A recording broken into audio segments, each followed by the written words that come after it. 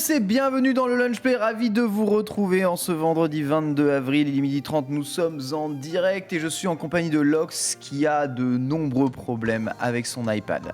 C'est terrible, mais comment zoomer, comment se servir de Google Excel. Et oui, l'iPad n'est pas full adapté, à cet usage. Trop de défauts. Je lui trouve beaucoup de défauts. Écoute, on m'a dit ouais vas-y je te jure c'est mieux, tu vas voir sur la durée et tout, qui dure longtemps parce que là vraiment ça va vite switcher. Mais bon ça va. Tout va bien quand même. On est content, on est là, il fait beau, c'est vendredi. On rejoint notre petit chat qui je l'espère sera lui aussi en week-end à la fin de cette belle journée.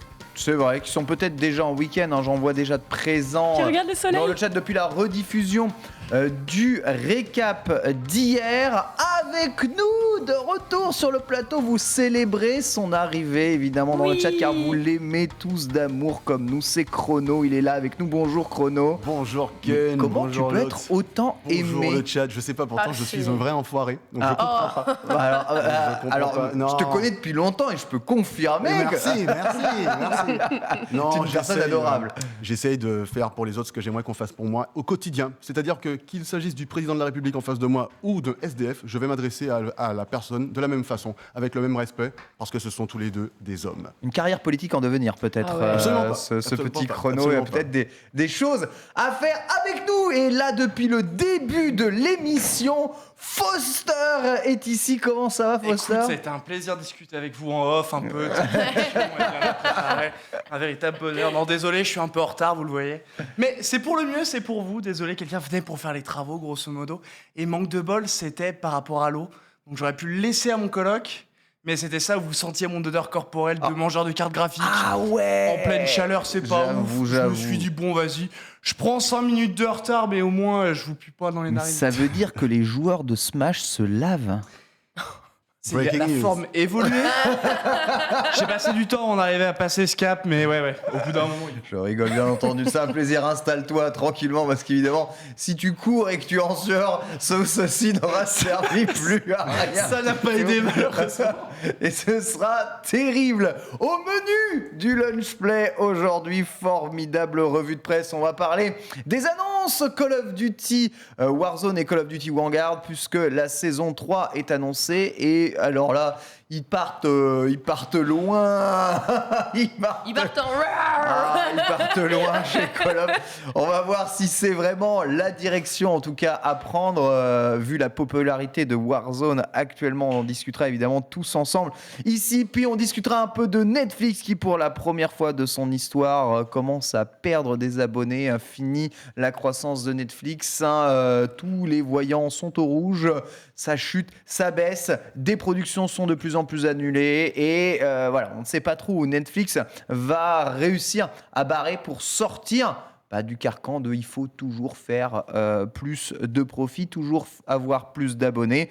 Il y a un moment, le plafond de verre est là. On essaiera de voir un tout petit peu si vous, Netflix, vous en avez ras la casquette, comme ça peut être le cas de certains utilisateurs. Puis on parlera un tout petit peu de Digimon, puisque ça y est, Digimon Survive, longtemps repoussé, a annoncé sa date de sortie via une vidéo publiée par Bandai Namco hier. Un Digimon qui tente encore une fois de survivre pour le coup au travers les nombreuses copies des jeux Pokémon. Digimon est vraiment un jeu de longue date, une série de longue date. Elle est toujours là, toujours présente, et la licence est toujours forte, un peu comme Yu-Gi-Oh quelque part. Peut-il vraiment être un jeu majeur et redevenir une licence majeure de monstres à collectionner? On essaiera d'en discuter ici tous ensemble. Puis enfin, dossier avec le premier, une petite chronique sur les suites tardives, Chrono, à l'occasion de la sortie le 24 juin prochain de Pokémon Rocky Reshrine, une suite d'un jeu Super NES, quoi. C'est ça. Donc du coup, on va en profiter pour parler des jeux qui ont eu une suite longtemps après. Vous allez voir qu'on va pas parler de jeux avec une suite genre 9 ans, 10 ans après. On va vraiment essayer de chercher beaucoup plus loin que ça, et ça va être cool. Ça va être très très cool. En bref, Lox, l'actualité, qu'est-ce qu'on aura à se mettre sous la dent? On en a pas mal, à commencer par Baldur's Gate 3, on le rappelle, ça y est, on a quelques annonces. Et oui, le projet va être plutôt ambitieux. On parlera également de Redfall. Alors oui, c'est le prochain jeu du studio Arkane, voilà, petit studio français. Évidemment, on parlera aussi de Rocket League, un petit peu de Wolverine, encore une fois, un petit peu d'Insomniac cette semaine. Ça ne fera pas de mal. Des annonces, on parlera également Lego Star Wars. Une grande nouvelle chez Konami, ou pas du tout. Et on terminera avec notre Happy Birth Game, comme d'habitude. Let's go, Happy Birth Game, ça régale. Foster est avec nous et il nous fera un dossier complet sur les speedruns d'Elden Ring. Tu vas tout nous expliquer, tout nous débunker, toutes les catégories, tout. Ouais, je vais tout vous expliquer. On va avoir des trucs de malade. Pourquoi c'est la guerre, Vous allez en avoir fait des trucs des malades. Ouais, pourquoi c'est la guerre? Pourquoi c'est aussi palpitant, en fait, d'avoir autant de catégories de speedrun? Et je me suis échauffé ce matin en arrivant à l'émission, donc je suis prêt. Tu speedrun toi aussi? Non. Non, c'était Any Person, t'es arrivé à l'émission, je voulais faire une blague sur mon retard, encore, tu as redondance, fil rouge, tout ça, c'est tombé à l'eau, ok, d'accord, Désolé, très bien, j'ai compris. c'est vendredi, François m'en veut pas. J'ai moins de réactivité qu'au début de la semaine, c'est normal. Voilà, donc vous allez tout savoir évidemment sur Elden Ring. Bon, évidemment, peut-être qu'on verra quelques petites choses que vous n'avez pas eu l'habitude de voir à l'intérieur du jeu. Elden Ring se porte toujours très bien sur Twitch à en voir les statistiques globales des jeux, soit let's playés, soit runés. C'est très intéressant en tout cas de voir que cet archétype de jeu fonctionne bien sur Twitch, un peu comme c'était le cas de Breath of the Wild à l'époque. Voilà, je vous propose de commencer le lunch play tout de suite avec la revue de presse, c'est parti.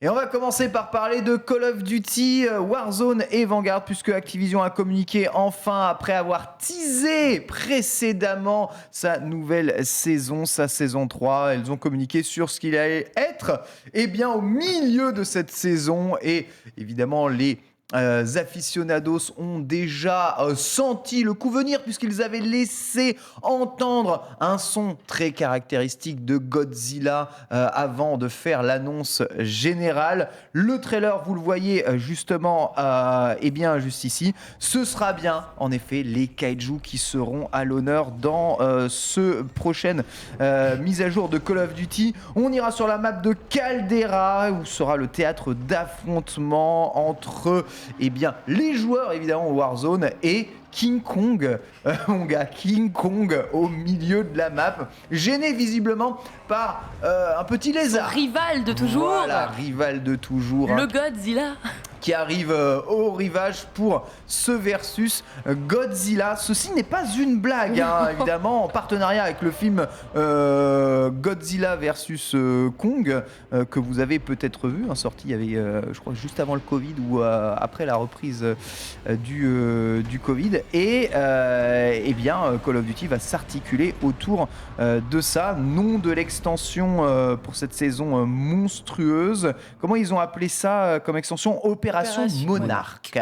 Opération Monarque. On est évidemment en droit de se poser quand même quelques questions. Lox, toi qui connais quand même bien Call of Duty, il y a des kaiju dans Call of Duty Warzone, mais il n'y a toujours pas de mecha dans Apex. Dans quel monde est-ce que l'on vit?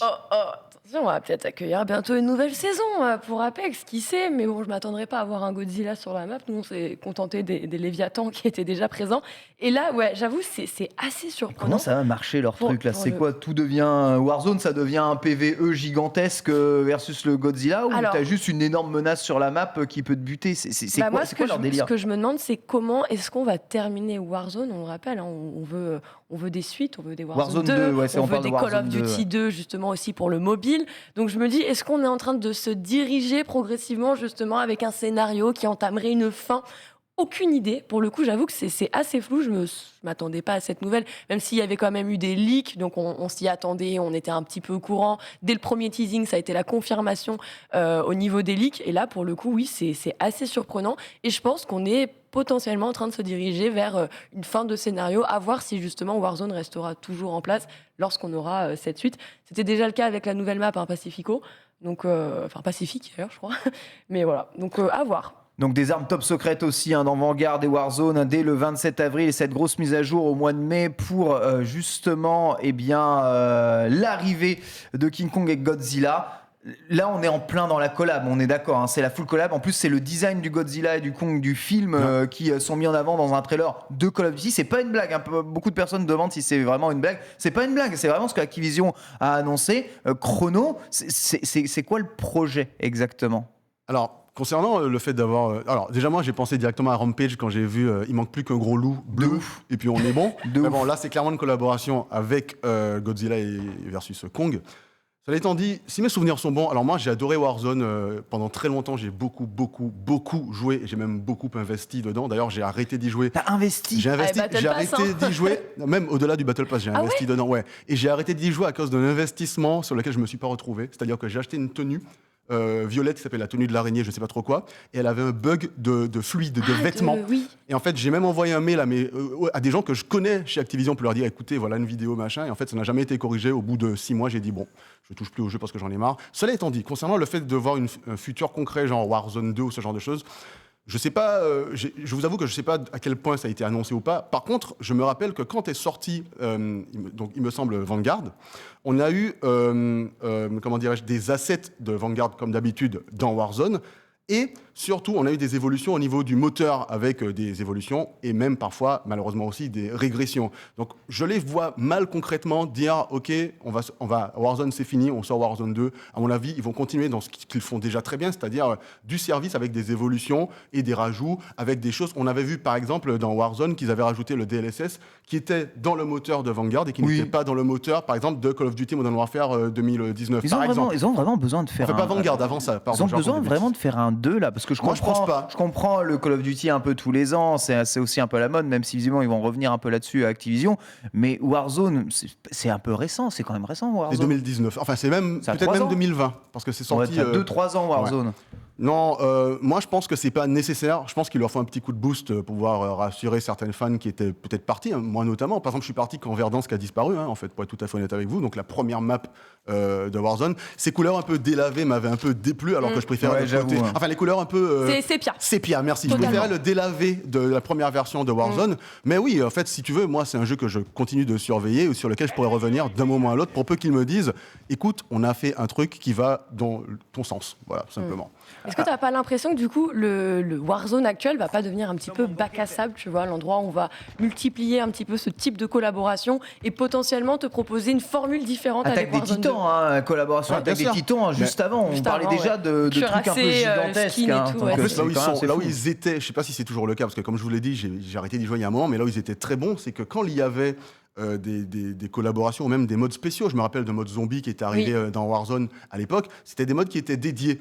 Ils te le mettaient en mode prime time feature pendant quelques temps. Et puis après, ça devenait quelque chose de dédié avec toujours la base d'un Battle Royale qui était évolutif, etc. et qui faisait, à mon sens, la sauce de Warzone. Je sais pas ce que ça a donné avec l'attaque des Titans parce que j'avais déjà arrêté d'y jouer. Mais tant qu'ils, à mon avis, carrément, hein, ce que tu dis, ils vont vers quelque chose avec... je sais plus c'est quoi le terme que tu as employé. Bac à sable, ouais. Voilà, bac à sable, oui. Mais à côté de ça, ils gardent quand même ce qui... Enfin, en tout cas, ils gardaient à l'époque. Hein. Je sais pas si c'est le cas encore une fois, ce qui faisait la sauce du Warzone. Foster, comment est-ce que l'on peut penser un Battle Royale avec des ennemis comme Godzilla et King Kong qui sont quand même censés être des immenses boss intuables?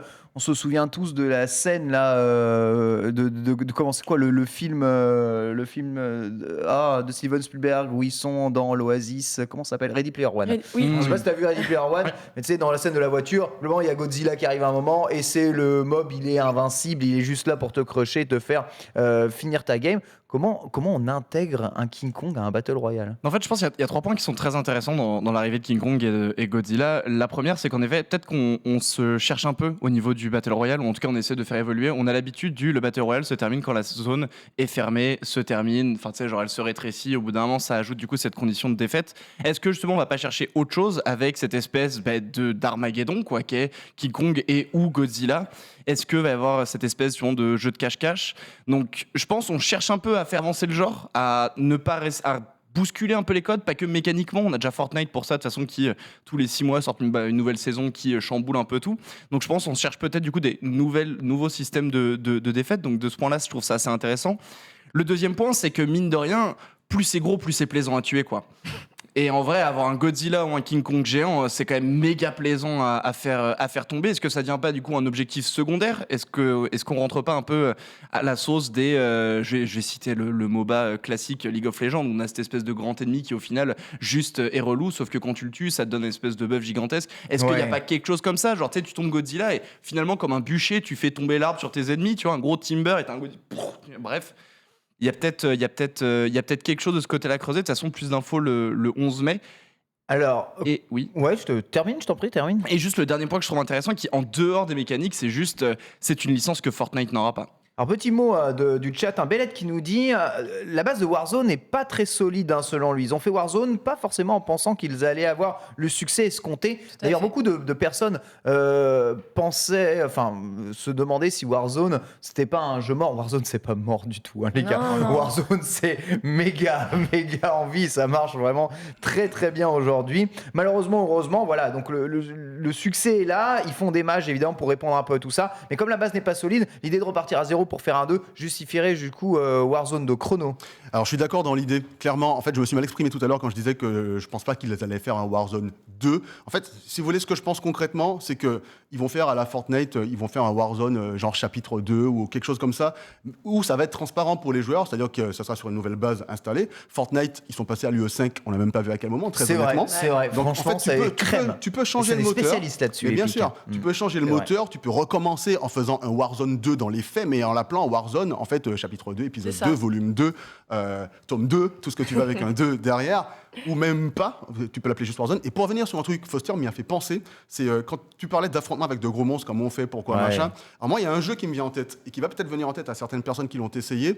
Alors il y a deux aspects. Il y a premièrement, quand ils avaient permis de faire venir c'est les mastodons, ils s'appellent les gros. Les mastodontes, voilà. Il y avait des alliances qui devaient se créer pour descendre le mastodon, parce que sinon il allait gagner la partie de toute façon. Ah ouais. Donc ça, c'était un joueur. Cela étant dit, là on parle de NPC, donc Godzilla et Kong, ce ne sont pas des joueurs. Oui. Là, ça me rappelle Final Fantasy First Soldier, parce que dans First Soldier, tu as des ennemis qui sont des ennemis. Battle Royale mobile. Le Battle Royale mobile de Final Fantasy, tu as des ennemis qui sont des ennemis, entre guillemets, bien plus importants que les autres. Je pense à Cloud, tu as Cloud qui vient du futur et qui débarque dans First Soldier. Et là, en fait, il y a quelque chose qui se passe, c'est que tu as littéralement des joueurs qui doivent s'allier, parce qu'une équipe n'est pas suffisante pour pouvoir s'en sortir bien. Genre, tu dois raid alors que c'est du PVP. C'est exactement ça. Donc, tu as des petits malins qui vont essayer de mettre des headshots à distance. Mais si tu as un Godzilla face à toi, je suis désolé, mais c'est pas ton escouade de 4 qui va permettre de le descendre.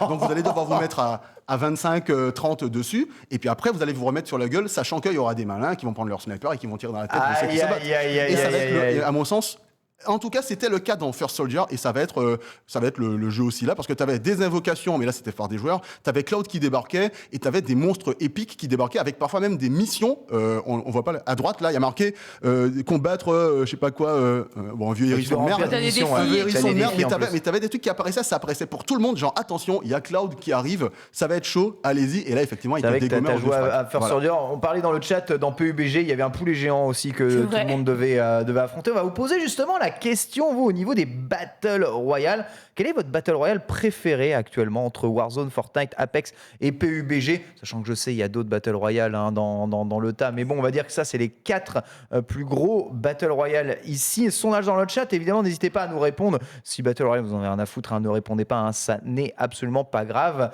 Mais oui, on a compris. C'est quoi? Non, rien. C'est Warzone, évidemment, que tu préfères. Ouais. On sait que c'est Warzone que tu préfères.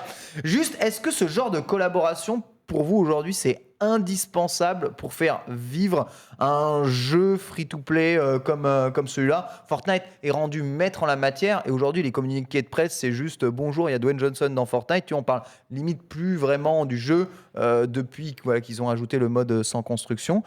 Pour Warzone, c'est la même chose. Aujourd'hui, c'est un espace publicitaire allouable au collab quelconque, c'est ça? Je pense collab quelconque, non, mais collab qui ont du sens et qui ont attiré du monde, oui. On parle d'un système free-to-play justement, et si on reprend ce que tu disais, Chrono, sur le côté, on veut faire en sorte que le jeu dure. Faut toujours trouver un moyen d'arriver à attirer des personnes pour les faire venir. Et en vérité, encore une fois, aller affronter Godzilla et King Kong, c'est pas partout où tu peux le faire. Ouais. Et pouvoir le faire avec tes potos, c'est quand même méga stylé. Donc c'est des collabs qui font sens. Et puis encore une fois, je pense qu'il y a vraiment le côté, de toute façon, il va y avoir une bataille à qui aura les comment on appelle ça, les licences avant les autres. Par contre, tu mets ça sur un jeu fini, je pense Elden Ring par exemple, ou Horizon, n'importe, tu mets une collab un peu trop forte, on s'en fout en fait. Ça n'a pas forcément sens de rentrer là-dedans. Par contre, là, tu veux être pérenne, tu veux rentrer dans du long terme, tu veux faire en sorte que des gens jouent, ne serait-ce juste que s'essayent, juste mettre le costume Spider-Man une fois. Bah ouais, ça fait sens, je pense, de forcer sur les collabs. J'avoue, c'est pas mal. Incroyable. Apex en tête de ce sondage à 55% des votants. Ouais, Apex, c'est un peu comme Arte finalement. C'est tout le monde l'adore, mais personne n'y joue, c'est ça. Bon, c'est gratuit. Je sais pas si personne n'y joue. Moi, ça fait un moment que j'y ai pas joué. J'avoue. J'attends de voir ce qu'ils font avec Apex Mobile. D'ailleurs, je devrais pas tarder à pointer le bout de son nez. Il met des coups de coude dans ce raid là. On l'a tous vu parce que la caméra était sur lui à ce moment-là, malheureusement pour lui. Il a raté son. Non, mais en fait, moi, celui sur lequel j'ai pris le plus de pied sur un temps défini, c'était Warzone. Après, de façon objective, je trouve que Apex est bien meilleur. Et surtout, sur la durée, je trouve qu'Apex est bien plus... il évolue toujours vers du positif. Il y a eu une période creuse quand même. Ouais, mais la période creuse, c'était un peu endormi. Ouais, mais c'était un endormissement par manque de nouveautés. Par contre, t'as jamais une nouveauté qui fait chier des gens. Moi, je me rappelle dans Warzone, il y a des nouveautés qui ont fait chier littéralement, qui ont emmerdé les gens. Alors que dans Apex, dès qu'ils rajoutent des trucs, en général, c'est du positif. Les gens, ils sont contents, ils sont saucés, ils essayent. Ça, c'est vrai. Et puis, t'as aussi ce mode arène qui est arrivé, qui finalement est le mode le plus compétitif qu'Apex ait mis en place. D'ailleurs, on l'a vu lors de la ZLAN. Donc, non, franchement, c'est... Le suivi a mis un peu de temps. Il y a eu des périodes un petit peu creuses, mais là, on a l'impression qu'ils sont en train de revenir aussi. Le meilleur BR. Et le dernier point concernant les collaborations nécessaires, etc., je rejoins à 100% ce que disait Foster. Mais tu vois, là où Fortnite, ils ont une carte à jouer, et là où Call of Duty aussi la joue un petit peu, même s'ils la jouent moins, c'est dans le côté skin, dans le côté incarnation, ce que Foster a dit. Dans un Battle Royale comme Apex, on est moins là-dessus parce qu'on sait qu'on s'adresse à un public spécifique. On essaie de s'adresser à un plus grand nombre comme tout le monde, mais on sent que Fortnite, c'est le jeu où tu te dis, tiens, j'ai envie d'essayer même si je l'ai laissé tomber. Ouais, voilà, c'est ça. Et donc, ils peuvent te donner envie d'essayer s'ils mettent Bayonetta, par exemple, dans Fortnite. Je parle de moi. Tu vois, je pousse un peu le truc, mais vous voyez ce que je veux dire, quoi. Du coup, c'est Naruto. La proposition est tellement différente, en fait, sur l'un et sur l'autre. D'un côté, Apex, c'est le BR qui est arrivé avec justement ces fonctionnalités qu'on retrouve désormais dans d'autres Battle Royale. C'était le fameux ping, c'est la possibilité, grosso modo, d'aller pointer un objet sur une carte pour l'indiquer à vos mates, ou alors juste simplement leur dire on va aller se diriger là-bas, il y a des ennemis par là. Ça, c'était vraiment les petites fonctionnalités, le fait de pouvoir aussi ressusciter, le respawn. Le respawn, c'est quand même devenu en fait lambda aujourd'hui dans le BR, donc c'est ce qui explique en fait qu'aujourd'hui ils sont encore présents. Mais Fortnite, pour le coup, il n'y aura pas de collab dans Apex. TPS, c'est ce que tu dis. Ça c'est possible, hein. Avec la version mobile, c'est possible. Ouais. Ah oui, c'est vrai qu'il y a la version mobile qui arrive. Sur mobile, peut-être. Après, sur le Apex en tant que tel, franchement, à part bien cross et toujours creuser un petit peu plus dans le lore avec Titanfall qu'on peut avoir en commun, je vois pas des collabs comme ça. On verra en tout cas évoluer le jeu et on verra évoluer Warzone. Je savais 24 avril pour l'arrivée des armes légendaires. Oui, et c'est bien Sasuke que vous voyez là et c'est bien Fortnite, ce n'est pas un mode. Et qu'est-ce qu'il fait? Prends sa potion. Ah mais oui, c'est vrai que tu peux boire à l'arraché. Hein. Ah là, on va les tuer, Maître Kakashi. C'est formidable. Voilà, c'est ça Fortnite aussi, c'est l'éclate. On s'amuse bien. Hein. Bah ouais, c'est le fun. C'est juste que c'est un TPS, mais on s'amuse bien. Du fun, un peu moins pour tous les actionnaires de Netflix actuellement, puisqu'on va en parler. Netflix est dans une situation difficile pour la première fois, finalement, de son existence. Depuis le mois d'octobre 2021, la plateforme ne fait que subir, on va dire, des baisses de son action en bourse. Et pour la première fois depuis très longtemps, Netflix vient de perdre des abonnés au premier trimestre 2022. 200 000 abonnés en moins. Alors, c'est moins grave, entre guillemets, que ce qu'on pourrait faire croire aux gens, puisque parmi, évidemment, ces 200 000 abonnés perdus, il faut en compter 700 000 venant de l'arrêt de l'abonnement Netflix en Russie. Voilà, donc ils ont perdu de base 700 000 abonnés, mais ce qui veut dire que les 500 000 nouveaux abonnés n'ont pas compensé dans le monde, j'entends, cette perte d'abonnés, ce qui habituellement était plutôt le cas il y a de moins en moins d'abonnés sur Netflix. Chute de l'action de 25% quand même à la bourse de New York dernièrement. Vous voyez l'action Netflix ici sur les 5 derniers jours, mais on peut le voir sur un an. C'est assez impressionnant de voir la dégringolade. Et tu dis donc ça c'est sur un an, c'est ouf, mais regardez sur 5 ans, on peut voir à peu près entre le moment où Netflix est devenu hype et maintenant, on retourne littéralement. C'est encore cassé la gueule par rapport à ce matin. C'était vendez tout, vendez tout. C'est terrible. Non, mais c'est un indicateur pour les investisseurs. On se doute bien que les investisseurs, en entendant ce type de nouvelles, ne sont pas contents. Donc forcément, comme on le sait, regarde la moindre annonce, ça a été le rachat de Microsoft au niveau d'Activision et Blizzard. On a eu une chute en bourse du côté de chez PlayStation. C'est forcément logique. Ça, c'est ce qui en découle forcément. Ça va remonter dans les jours à venir parce que là, c'est quand même assez frais. Mais pas non plus catastrophique. Alors on rappelle dans la politique évidemment de Netflix, la fin des comptes partagés ou en tout cas l'augmentation du prix si vous voulez partager votre compte avec la famille. On envisage un abonnement moins cher qui serait à un prix d'il y a quelques années de Netflix mais avec des pubs intégrées dans Netflix. Voilà une stratégie aussi adoptée par d'autres médias. Je fais un petit tour de table quand même ici. Foster, pourquoi Netflix a du mal aujourd'hui à progresser, à reprendre des parts de marché, eux qui sont limite, tu vois, on dit même pas une plateforme de VOD, on dit Netflix, tu vois, c'était le PlayStation de ce type de proposition avant. Qu'est-ce qui se passe ? Le truc en fait c'est que Netflix au début ils étaient seuls, donc c'était bien, c'était pratique, c'était chouette, tu vois. Et puis au bout d'un moment on a eu d'autres plateformes qui ont réussi à porter concurrence. Et le problème, c'est qu'on avait des séries fortes qui sont éteintes. On n'arrive pas à retrouver des têtes d'affiche qui arrivent véritablement à lancer la plateforme. En parallèle, les autres plateformes de streaming, elles, parviennent à prendre des axes qui sont quand même très forts. On pense à Disney, ils ont tous les Marvel par exemple. On pense à, Crunchyroll qui est spécialisé en animé. Tu consommes de l'animé, tu vas à Crunchyroll, tu consommes du Marvel, tu vas à Disney. T'as pas non plus toute ta vie pour mater des séries tout le temps. Le binge-watching, c'est mignon 5 minutes, mais tu peux pas non plus mater 5 séries en parallèle. Donc au bout d'un moment, je pense, tu fais un choix. Et en parallèle, Netflix... Tu dirais Netflix manque d'identité, de séries Netflix identitaires? Je pense. On essaye de sortir des séries Netflix. Il y en a qui sortent en vérité beaucoup, même énormément. Regarde, l'exemple de cette semaine, Poupée Russe. Ouais. On a kiffé la série, on n'a pas de suite. The OA, c'est pareil. En fait, le problème, c'est qu'on arrive à te canaliser, à te créer de l'engouement à travers de séries originales, et derrière, silence radio, on arrête le truc. Le problème, c'est on augmente. En plus, le problème, en fait, c'est qu'on en sort plein des séries originales Netflix, et d'un coup d'un seul, tu sais pas pourquoi, il y en a une en particulier qu'on va sortir du chapeau et qu'on va mettre en avant. Je pense à Squid Game, par exemple, qui était une bonne série, qui est une très bonne série, mais genre qui est un peu sortie de nulle part, genre tiens, c'est elle qu'on va mettre en avant cette fois-ci. Et en fait, au bout d'un moment, on se perd, parce qu'au final, tu te bats dans Netflix, t'as toujours des original by Netflix, machin, etc. Mais lesquelles sont véritablement mises en avant? Pourquoi on devrait regarder celles-ci? Qu'est-ce qu'elles ont de plus par rapport aux autres?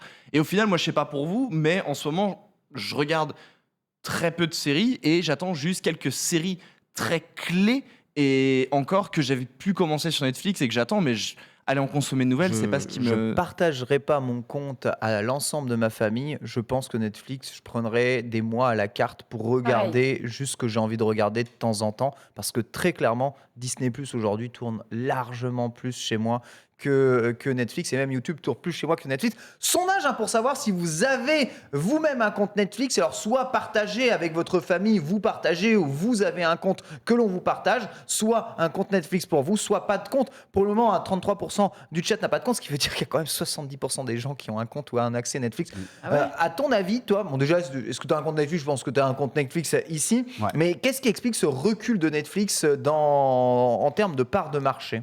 Alors, je pense que Foster a dit une bonne partie de ce que je pensais. À la fois, alors, il y a un point essentiel pour moi, qui est un point qui est vachement cool pour nous, consommateurs, c'est le fait qu'on puisse pique comme ça, s'abonner un mois, repartir, parce qu'il n'y a pas d'engagement. Donc ça, pour moi, c'est essentiel. Et ça fait que s'il n'y a rien qui t'intéresse et que tu n'as pas envie de dépenser, je sais pas, 18 € pour ton abonnement 4K, tu ne renouvelles pas ou tu arrêtes ton abonnement ponctuellement. Et puis, tu reviens quand une série qui t'intéresse arrive. Deuxièmement, effectivement, alors là, pareil, encore Foster l'a parfaitement résumé.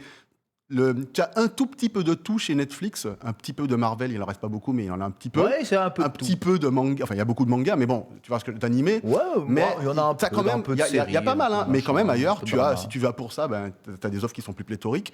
Et puis à côté de ça, tout à fait personnellement, je ressens une baisse qualitative dans des séries que moi j'adorais. Et puis comme Netflix, on ne sait pas trop comment ça marche, mais on peut facilement essayer de deviner que quand une série ne fonctionne pas à la sortie, à un pic absolu, il coupe les vivres à la série, quoi. Il y a des tas de séries que moi-même j'avais bien aimées, qui n'étaient pas... En plus, moi, tu sais, je suis un viewer de séries, mais pas sur Twitter. C'est-à-dire que quand une série sort, je vais pas la regarder tout de suite. Ouais, t'attends un peu. J'attends, et donc moi, je me mets à regarder longtemps après. Et en fait, je vois que ça s'arrête sur un cliffhanger et qu'il n'y a plus rien derrière. Moi, je suis un peu deg parce que je faisais pas partie de ceux qui auraient pu permettre à la série de continuer parce que j'ai pas le temps, quoi. Donc, je pense que tout ça combiné avec une baisse peut-être de qualité globale, notamment sur des séries cultes, et puis sur des arrivées de suites qui prennent du temps et puis qui sont peut-être moins intéressantes aussi, ça doit pas aider.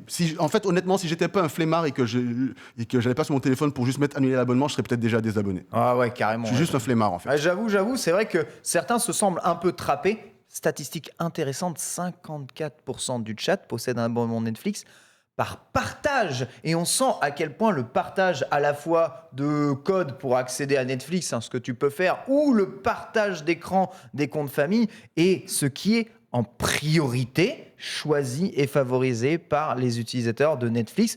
Donc ça n'est pas fake. Oui, les gens partagent énormément leur compte. Oui, les gens ils le mettaient eux-mêmes en avant. Hein. Et il y a un tweet qui a très mal vieilli de 2017 de Netflix qui a ultra mal vieilli où ils disent vive le partage ou je sais pas trop quoi. Et d'ailleurs ces jours-ci quand on va au cinéma, enfin ces jours-ci c'était il y a quelques temps, Canal+, il y a une pub de fou avec ses camarades. Où on lui demande son code Canal. Non, mais voilà, quel canal. Donc ils mettent ça en avant à leur tour, tu vois. Et ils en ont joué énormément sur les réseaux sociaux, justement. Le CM jouait avec ce côté rends mon code, si jamais vous voulez les déconnecter, c'est comme ça et tout. Genre. Donc c'est vrai qu'aujourd'hui, de voir un petit peu ce retournement de veste, c'est un peu en mode foutage de gueule. Après, je reviens sur justement ce côté partage. J'ai l'impression qu'ici, quasiment tout le monde, quand on est arrivé, c'était une personne qui payait le compte pour plusieurs personnes. Pour tout le monde. Et aujourd'hui, comme on voit Amazon Prime, typiquement, qui est beaucoup mentionné d'ailleurs dans le chat, évidemment, on se rend compte que le monopole, il est plus là et qu'effectivement, on a pu, si on ne gère pas forcément son compte, on n'a plus intérêt à payer aussi cher alors qu'on est en train de crouler sur les offres avec Disney et autres. C'est clair. Il y a de plus en plus d'offres d'abonnement. C'est vrai que c'est très, très compliqué. Justement, si vous deviez faire un seul choix, vous avez le choix entre vous abonner à Netflix, Disney+, Prime Video ou à un autre service, que ce soit Salto, MyCanal, OCS, peu importe, on va dire les autres. Quel abonnement prendriez-vous ? Vous pouvez en prendre qu'un seul. Quel abonnement prendriez-vous ? Et dites-nous, évidemment, essayez de nous dire dans le chat pourquoi. Si je te demande de faire ce choix-là aujourd'hui, Foster, Netflix. Quand même Netflix parce que je suis pas quelqu'un qui est forcément spécialisé dans un truc très spécifique. Enfin, genre tu me mets je vais pas manger que de l'anime tout le temps, je vais pas manger que des films tout le temps, je vais pas manger que de la série tout le temps. Donc en vérité, ça m'arrive des fois juste de browser sur Netflix et voir un truc et me dire vas-y, ça a l'air sympa, je vais cliquer, je vais voir un peu ce que ça donne. Peut-être des fois mater 2-3 épisodes, peut-être des fois dévorer la série, mais j'aime bien ce côté un peu du pif entre guillemets. Et il y a un truc que j'aime bien chez Netflix et peut-être qu'ils vont faire plus tard, et je sais pas si c'est le cas aussi sur les autres plateformes, donc vous aurez l'occasion de me corriger si je me trompe là-dessus, mais il y a un côté un peu, oui, ils vont te faire ressortir parfois des vieilles séries qui ont fonctionné, les retirer de leur catalogue, puis les remettre. Et des fois, t'as un côté un peu, vas-y, petite nostalgie, qui en fait, il y a quoi ? Putain, c'est vrai que cette série, je l'avais vue, elle était quand même pas mal. Vas-y, je me la remate, elle est dispo, là, c'est chouette. Et mine de rien, c'est un truc qui est plutôt sympa et qui est appréciable.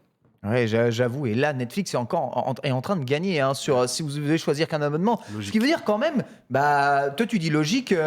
Pourquoi logique ? En fait, si tu veux, j'ai réfléchi. Ta question, je l'ai reçue comme une question piège parce qu'en fait, j'avais pas de réponse concrète. La vraie réponse, quand j'ai réfléchi, que je me suis dit ok, on prend un peu de distance.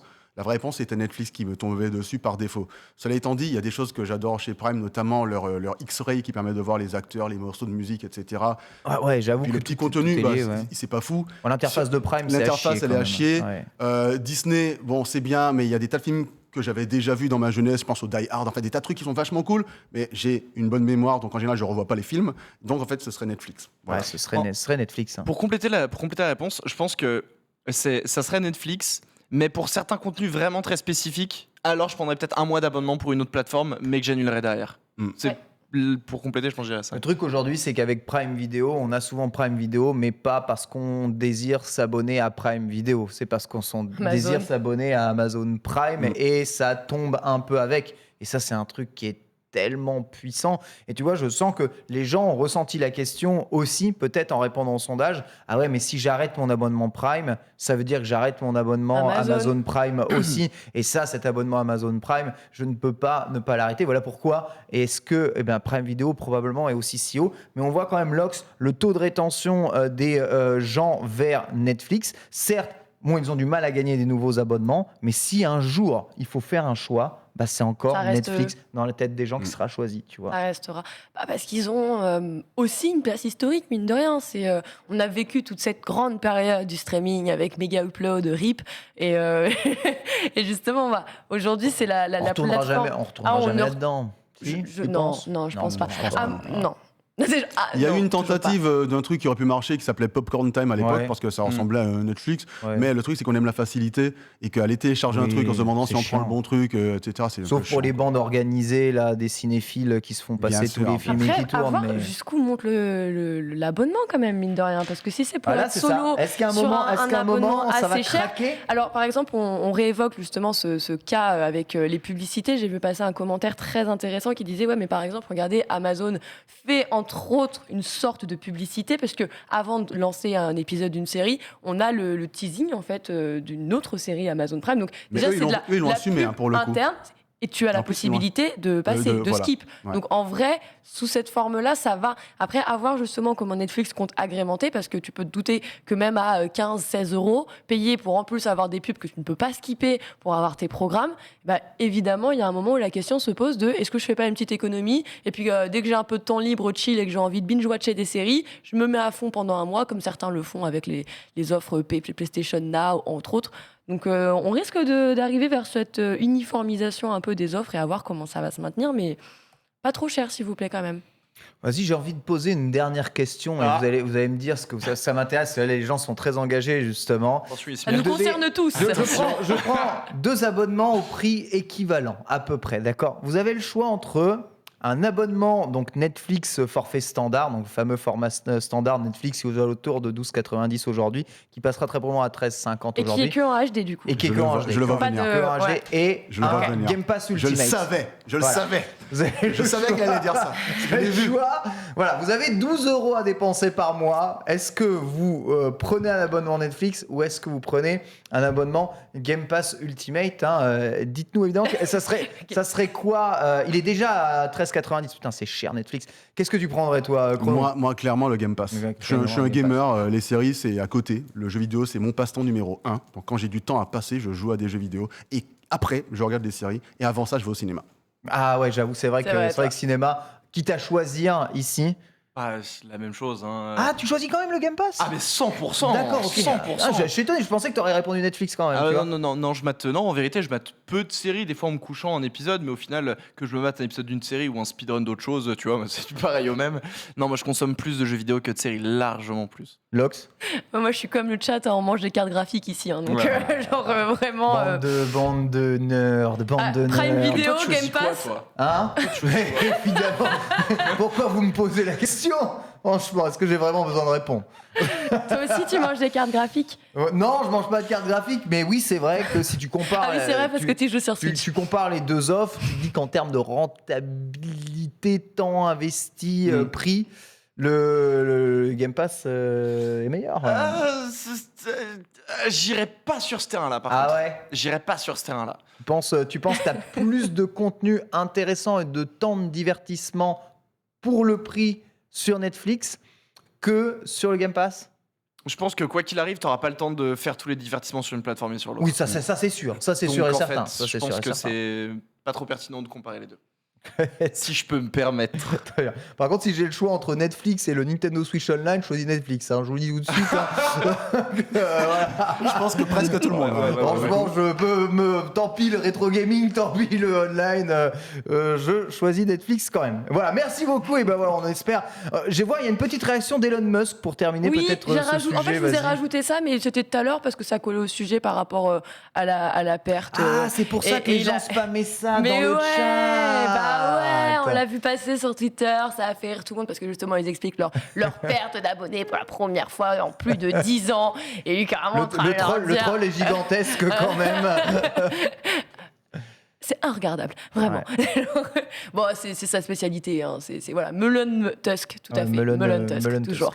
Melon Tusk, merci évidemment.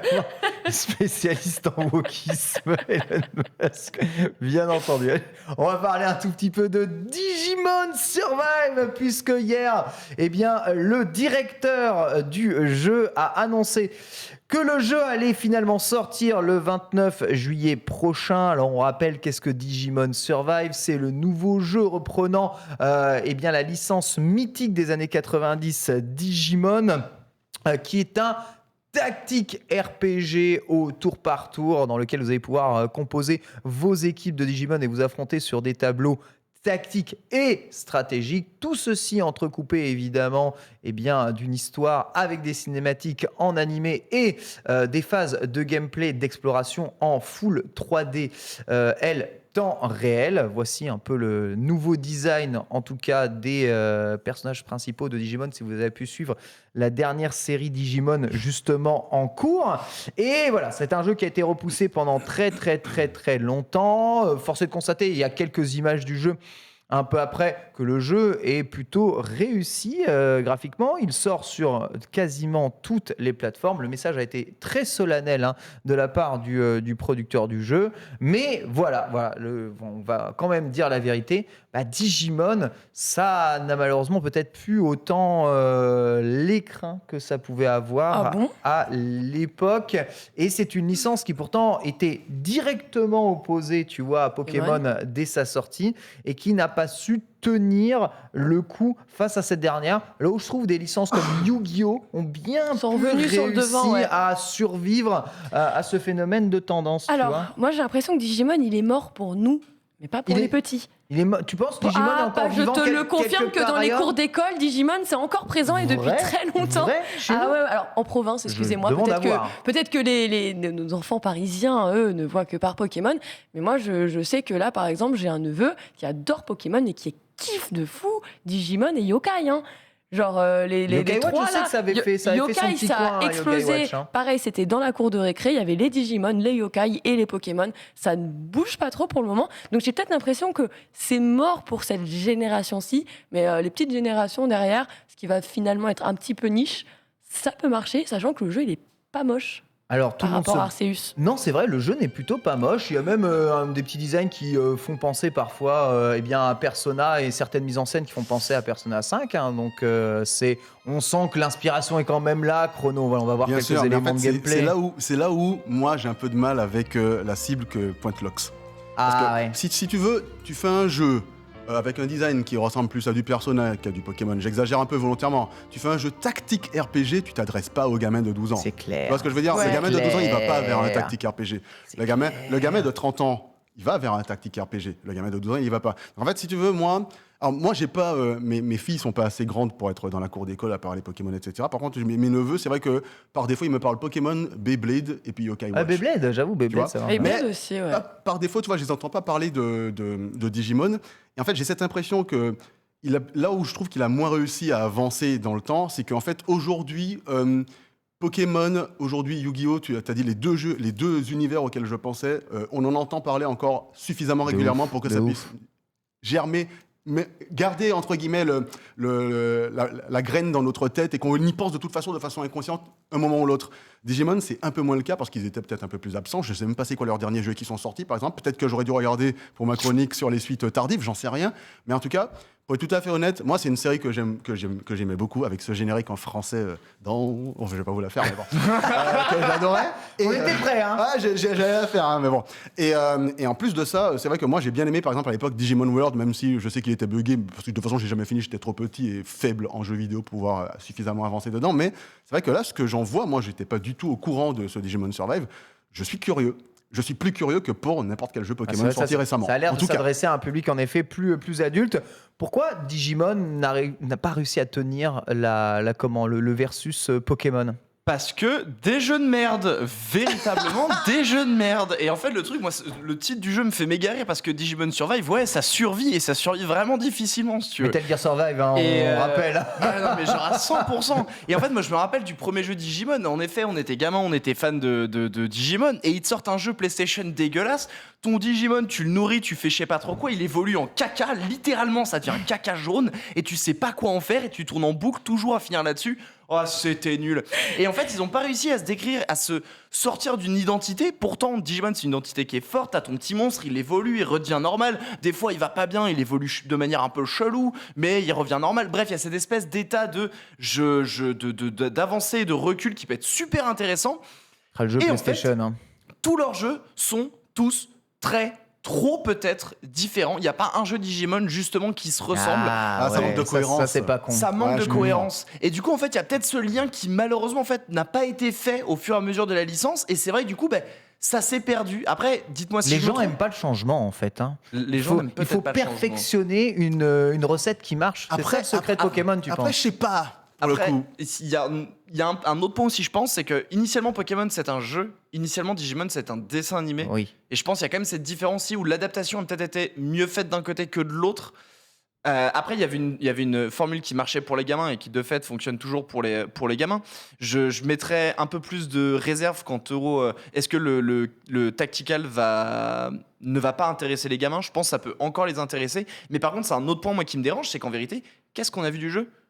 On a vu des écrans. Le jeu sort dans 2 mois. Hein. On a vu des écrans dignes de n'importe quelle nouvelle, jeu novel. On a vu un screen avec des cases, ok, et c'est tout en fait. Oui, on vous a diffusé la totalité du trailer, on n'a pas coupé. Hein. Genre, Non, on n'a pas coupé dans le trailer.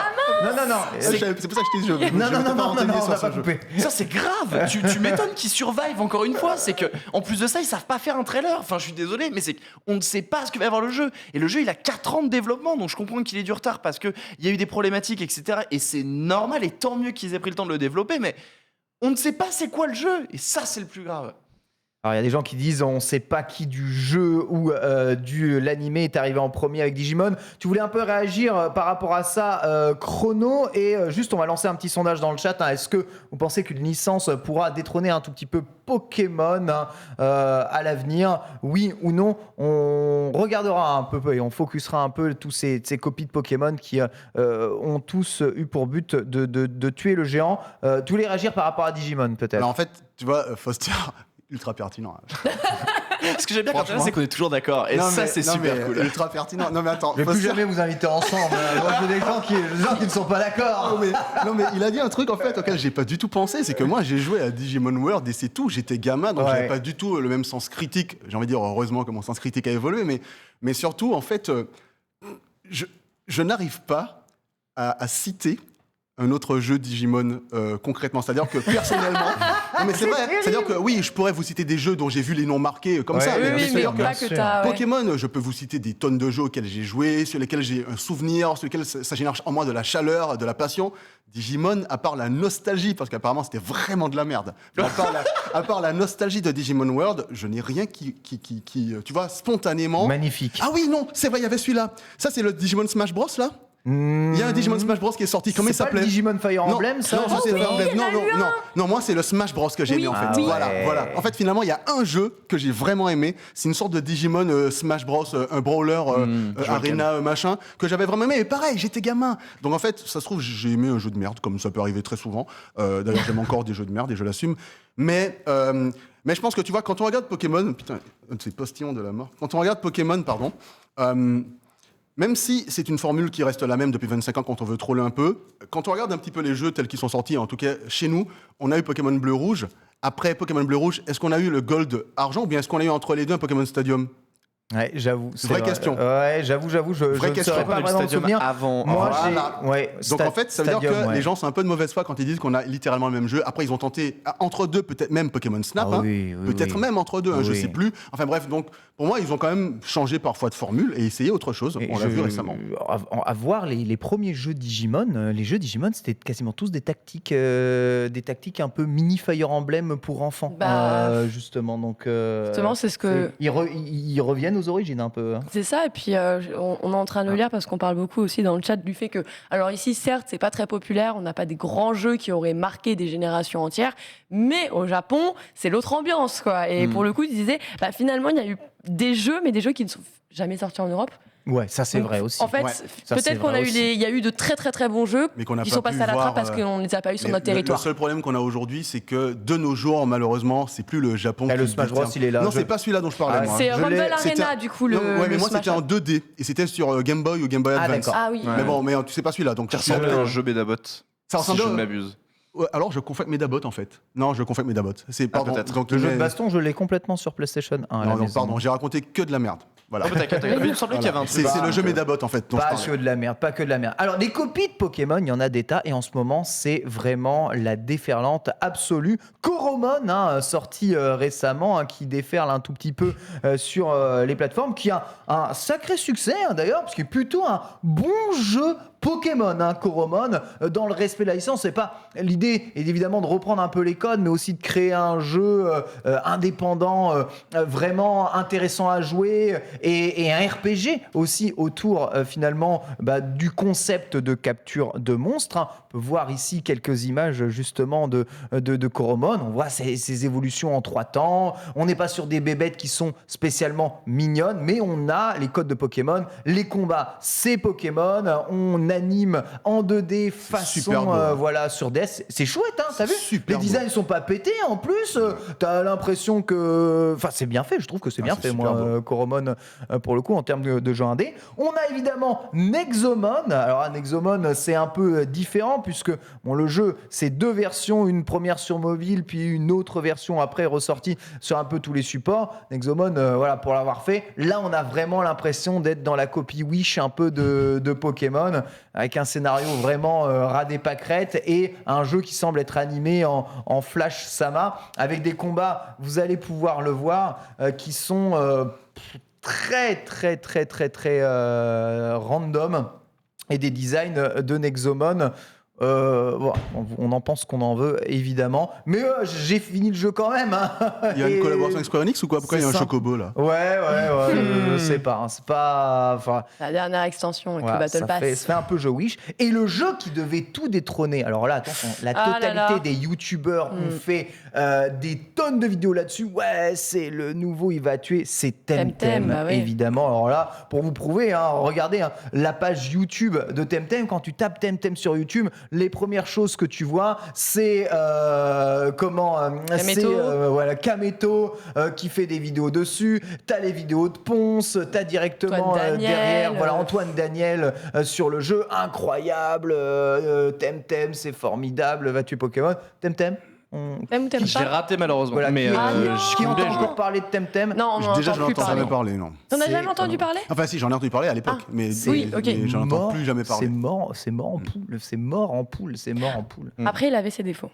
Oui, mais l'idée était sympa quand même. Ouais. Mais ça fait combien de temps qu'il est sorti Temtem? Temtem, ça fait 2 ans maintenant, et le jeu est continuellement mis à jour. Ce que je veux dire, c'est que il a vraiment un core fanbase. Je dis pas que le jeu est mort, c'est comme ou alors je dirais que n'importe quel jeu de baston est mort, tu vois. Il a son core fanbase, mais c'est pas, à aucun moment les gens n'ont fait le grand emplacement de Pokémon par Temtem, alors que le jeu, vraiment, en termes de mécanique de gameplay, il est, je trouve, parfois beaucoup plus intéressant que Pokémon. On sent que les mecs, ils ont taffé, ils ont vraiment réfléchi leur jeu pour en faire un jeu au gameplay profond et sympa. Voilà, mais qu'est-ce qui manque en fait du coup? Est-ce qu'il manque un côté très grand public? Mais oui, il manque le côté mascotte, il manque le côté populaire, il manque tout ça. Il manque la merch, il manque les dessins animés, il manque trop de trucs. En même temps, c'est difficile, tu vois, c'est un marché qui est trop dur à rentrer dedans, tu vois, c'est mieux d'être, je pense, d'utiliser une prod un peu plus modeste à la Coromon, où au final, c'est un Pokémon-like, il a ses propres petits trucs, et il va faire son petit bout de succès tranquillement.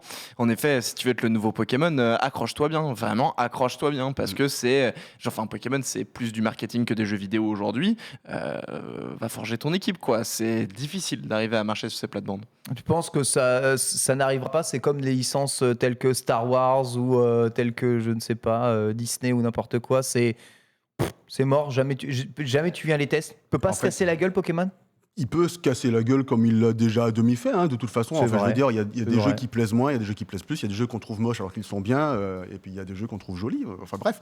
Mais à mon avis, pour s'imposer face à Pokémon, il faut faire une Ankama. Ce qu'a fait Dofus. C'est-à-dire qu'eux, ils ont réussi à rentrer dans plusieurs marchés différents, avec des mangas, avec des animés, avec des trucs à côté. Et du coup, en fait, c'est un jeu qui n'est jamais mort. Et à mon avis, en tout cas, c'est une licence globale, Dofus, Wakfu, je sais pas, Dofus, enfin bref, qui vit encore et qui vit plutôt bien. On semblait qu'avec les Inazuma Eleven, les Yokai Watch, les Japonais avaient trouvé peut-être la formule et ça fonctionnait bien. Mais à chaque fois, dès le 4e épisode de la licence, ça s'effondre littéralement. C'est comme si c'était les jeux d'une génération et dès que cette génération grandit, c'est mort. Comment on passe ce cap un jour du gosse, il grandit et il a quand même encore envie de jouer à ton jeu d'enfant? Je vais te dire en créant des nouvelles générations pour que justement ça perdure, que les anciens puissent continuer à suivre et que les nouveaux découvrent et prennent comme a fait Pokémon finalement. Et comme a fait, j'ai envie de le dire, je sais que tu n'es pas d'accord avec moi, mais comme a fait Dragon Ball Z. Avec Kakarot par exemple. Je suis d'accord avec toi. Et moi je trouve qu'ils ont réussi à trouver un moyen d'intéresser des vieux nostalgiques. Naruto, c'est transgénérationnel. Voilà, Naruto aussi. Et je pense qu'il y a pas mal de jeux qui pourraient en fait réussir à bien faire les choses en sortant des jeux avec des concepts qui permettent de raccrocher les wagons des anciens avec la nostalgie ou bien avec de nouveaux concepts, et en même temps les nouveaux venus en leur disant regardez ce que vous avez raté ou ce que vos parents ont connu, quoi, par exemple. C'est peut-être là où Digimon Survive fait un bon call. Exactement. Quelle pertinence, Foster. Oh là là. Exactement. C'est pour toi, je me surpasse. Il se surpasse. Voilà, on verra en tout cas. Sachez qu'on voit les stats de fréquentation justement de Temtem. Je voulais vous l'ajouter, mais quand même. Mettez sur All que je vois, moi. C'est ça qui m'intéresse. Ouais, moi ce que je vois ici, c'est des stats qui sont assez proches de certains jeux de combat, en vrai, sur Steam. Okay. Ouais, non, mais c'est pas mal, franchement. En vrai, c'est pas mal du tout. En vrai, c'est. J'imagine que les petites vagues, ce sont des sorties de mise à jour majeures, peut-être. Ouais. J'imagine. Il y en a pas mal parce qu'il y a vraiment des périodes où tu vois ça redescend de fou. Et t'as l'impression qu'il y a un pic et ça correspondrait parfaitement à les petits DLC, un event ou je ne sais quoi. Mais en vrai, ça se maintient. Je m'attendais à pire. Ouais, c'est pas mal. T'arrives en un jeu indé à attirer une communauté de 1000 joueurs. C'est vraiment très bien. On va passer au premier dossier du jour. C'est avec Chrono, où on va parler des suites de jeux vidéo très tardives. C'est parti.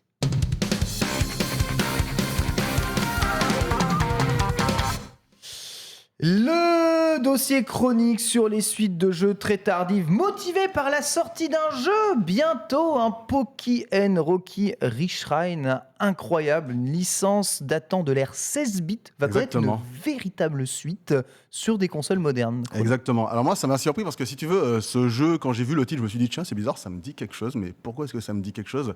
Alors il me semble que le jeu est sorti hier au Japon. Oui. Pokémon Rocky Reshined, donc jeudi 20, peut-être on est le 21, c'est le 21, ouais. 22. Il est sorti jeudi 21 avril.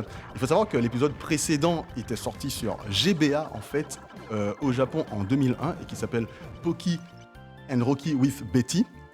Et que avant ça, il y a eu pas mal de temps entre Poki. Alors ça, c'est le 3e épisode qui était sorti donc sur GBA en 2001 au Japon et en 2002 en Occident. Avant ça, Pokémon Rocky 2 était sorti en 94 au Japon. Peu de temps après le premier épisode console sorti sur Super NES en 93. Voilà. Sachant que c'est une licence en fait qui au Japon s'appelle Kiki Kaikai et qui est sortie en arcade en 1986. C'est ça. Et qui elle n'est jamais sortie du Japon. Donc bon, c'est une sorte de shoot 'em up où tu incarnes une Maiden Shrine, je sais pas comment on dit ça en français, t'as dit Maiden Shrine. c'est pas le vrai piège. Prêtresse, non ? Une prêtresse. Ouais. Une prêtresse Shinto, une prêtresse Shinto. Avec un tanuki. Shinto. Ouais, fallait le deviner celui-là. Shinto. Non, Shinto, je dis Shinto parce que c'est la religion au Japon, mais je suis même pas sûr que ça soit ça. Peut-être que c'est bouddhiste et que j'en Non, je crois que c'est Shinto. Mais ça que j'ai dit, c'est précis, quoi. Alors vraiment, t'avais le. Ouais, mais peut-être que c'est bouddhiste que je raconte n'importe quoi. En tout cas, une prêtresse, très bonne translation. Merci beaucoup, le chat avait trouvé. Et franchement, ce qui est cool, c'est qu'effectivement, le jeu, ça j'imagine que c'est l'épisode arcade, parce que c'est quand même très très vieux. Et en fait, alors que la version Reshrine qui sort là, est vachement joli et reprend vraiment les codes de la version Super NES et ça fait envie en fait. Tu vois, quand vous m'avez proposé de parler des suites tardives de jeux, je ne connaissais absolument pas. J'avais complètement occulté. J'étais persuadé que je tu connaissais. déjà joué à jeu. Si, j'ai joué il y a très longtemps, mais c'était parti de mon esprit et j'y ai joué en émulation, tu vois, parce que j'ai bien pas sûr, joué à l'époque. évidemment. Et quand j'ai vu les images, je me suis dit waouh, c'est magnifique. Je sais que j'ai pas beaucoup de temps, donc on va enchaîner. Et donc du coup, on profite du prétexte de cette sortie tardive d'un jeu quand même. Il y a combien de temps entre la sortie GBA 20 ans. Tu vois, 20 ans, 21 ans. Je me suis dit. Allez, on va parler des vieux jeux, des jeux avec des suites tardives. Et le premier qui m'est venu en tête, c'est un jeu, je pense que que tout le monde a aimé en fait, littéralement. C'est Street of Rage 4. Ah, évidemment. Street of Rage 4. Street of Rage 4 qui va Plus fêter. beau comeback, hein. Il va fêter ses 2 ans, le 30 avril prochain. Donc genre. Déjà. Bah oui, c'était 2010. 2020. 20, oui. 2020. On parlait sur le journal avec Jay, on se rappelle à l'époque. C'est vrai. C'était des patates. Street of Rage 4 par donc Dotemu, Guard Crush et Lizard Cube. Franchement, je sais même pas quoi dire de ce jeu tellement en fait c'est un must-have, un must-do, un must-to si on aime le beat'em up 2D parce qu'ils ont réussi à faire la combinaison entre un truc ultra classique avec de vrais combos. D'ailleurs, le mode versus c'est un jeu de baston. Hein. Je pense que vous serez d'accord avec moi. Et une DA formidable avec même des effets de lumière en fonction de là où tu te déplaces. Les musiques. Le thème principal, c'est le même gars qui avait fait, j'ai oublié son nom, le thème principal Yuzo Koshiro. Merci, Street of Rage. Il faut savoir que le 3e épisode de Street of Rage était sorti en 94. 94 2020. C'est quoi? Ça fait 26 ans. 26 ans. Là, Ça 26 ans. Donc je vous laisse imaginez déjà la chaleur dans mon cœur quand j'ai vu l'annonce et puis quand j'ai vu les premières images, je me suis dit mais non mais ça peut être comme ça. En fait si, le jeu est comme ça. Le jeu est génial. D'ailleurs, c'est un jeu qui, dans les divers Street of Rage, donc le 3e en 94, avant ça, le 2 c'était en 92 et le premier en 91. Donc il y a eu très peu de temps entre les 3 premiers Street of Rage. Tous les ans quasiment. Ils se sont enchaînés. Cela étant dit, ils ont chacun des personnages qui viennent, qui repartent, etc. Et dans le 4, en fait, avec le DLC, moi j'ai acheté le DLC Day One pour leur mode survie que j'ai trouvé exceptionnel. Il y a absolument quasiment tous les personnages de la saga sont dedans. C'est vrai. Enfin bref, tous les personnages jouables sont dedans en tout cas. Ensuite, on va enchaîner sur Wasteland 2. Wasteland 2. Alors, Wasteland 2, alors oui, c'est vrai, le 3 est sorti en août 2020, donc ça fait un peu moins de 2 ans, mais le 2 était sorti en septembre 2014, donc entre le 2 et le 3, si vous voulez, il n'y a pas beaucoup de temps, il n'y a pas beaucoup j'avoue, d'écart. Ça va. Par contre, est-ce que vous connaissez la date de sortie du premier Wasteland? Mais pas du tout. Oula. Alors, il faut savoir que c'était déjà Brian Fargo qui était aux commandes. Donc, Brian Fargo, c'est un des. C'est le fondateur du studio In Exile qui fait les Wasteland. C'est le fondateur aussi de Interplay Productions qui avait édité Fallout à l'époque. Donc, il faisait partie de l'équipe qui a travaillé sur Fallout. D'ailleurs, le premier Wasteland, qu'on ne voit pas là, parce que ça, c'est beaucoup trop récent, n'est-ce pas? Oui, ça, oui. Le premier Wasteland, il faut savoir qu'il est considéré comme étant le précurseur des jeux à la Fallout. Donc, c'est-à-dire. Ok, entre 80 et 90, quoi. Ah ouais, RPG un peu tactique post-apocalyptique. Ah ouais. Fallout, c'est littéralement... c'est le sang de Wasteland, en fait. C'est son héritier. Vas-y. Le premier Wasteland est sorti en 88. Mais ça ressemble à quoi? En 88. Alors, les images. C'est très... Je sais pas si Denis avait réussi à nous trouver des images, mais c'est vraiment une vue... ça fait très, pas textuel, mais tu as une vue avec des cubes, tu déplaces des carrés, tu déplaces ton personnage dans des carrés. Il y a toujours, bien sûr, tout ce qui est dialogue, etc. Parce que c'est un RPG occidental. C'est bien. Et tu verras, dans les déplacements, tu verras, c'est... Un délire. En fait, si tu veux, quand on parle de... Alors ça, c'est une sorte de remaster. C'est la remasterisation. Mais quand on parle de la jeunesse du RPG sur PC, entre guillemets, post-apo, t'as 2 catégories de personnes. T'as ceux qui te disent Fallout. Voilà à quoi ça ressemble. Ok, là oui, ça marche. Et puis, t'as ceux qui te disent Wasteland 1. Et derrière, c'est toujours... il y a en tout cas Fargo, de toute façon, qui traîne pas loin dans tous les cas, donc qui a aussi travaillé sur Fallout. Mais qu'il a mis plus de 20 ans à ressortir plus de 20 ans, 26 ans entre le 1 et le 2. Ah oui. 26 ans du coup entre le 1 et le 2. Le 1 et le 2, oui, il y a du coup 34 ans avant le dernier, quoi. Exactement. Et il était sorti sur Apple II. Mon père avait un Apple II, Commodore, et puis tout ce qui est PC compatible, IBM et compagnie. Vous voyez ce que je veux dire. Alors un autre auquel je n'ai pas joué, mais je suis sûr que Ken y a joué, et peut-être même Foster. C'est un jeu Nintendo d'un personnage qui est dans Smash Bros. Je parle de Kid Icarus, Uprising, qui est sorti sur 3DS en mars 2012. Alors lui c'est la surprise. Hein. Grosse surprise, hein. Je sais pas qui attendait une annonce de jeu comme ça. C'est vrai qu'après le personnage, il avait quand même dans Smash Bros, c'est un personnage qui, à mon sens, avait dégagé quelque chose. Hein, il est trop fort.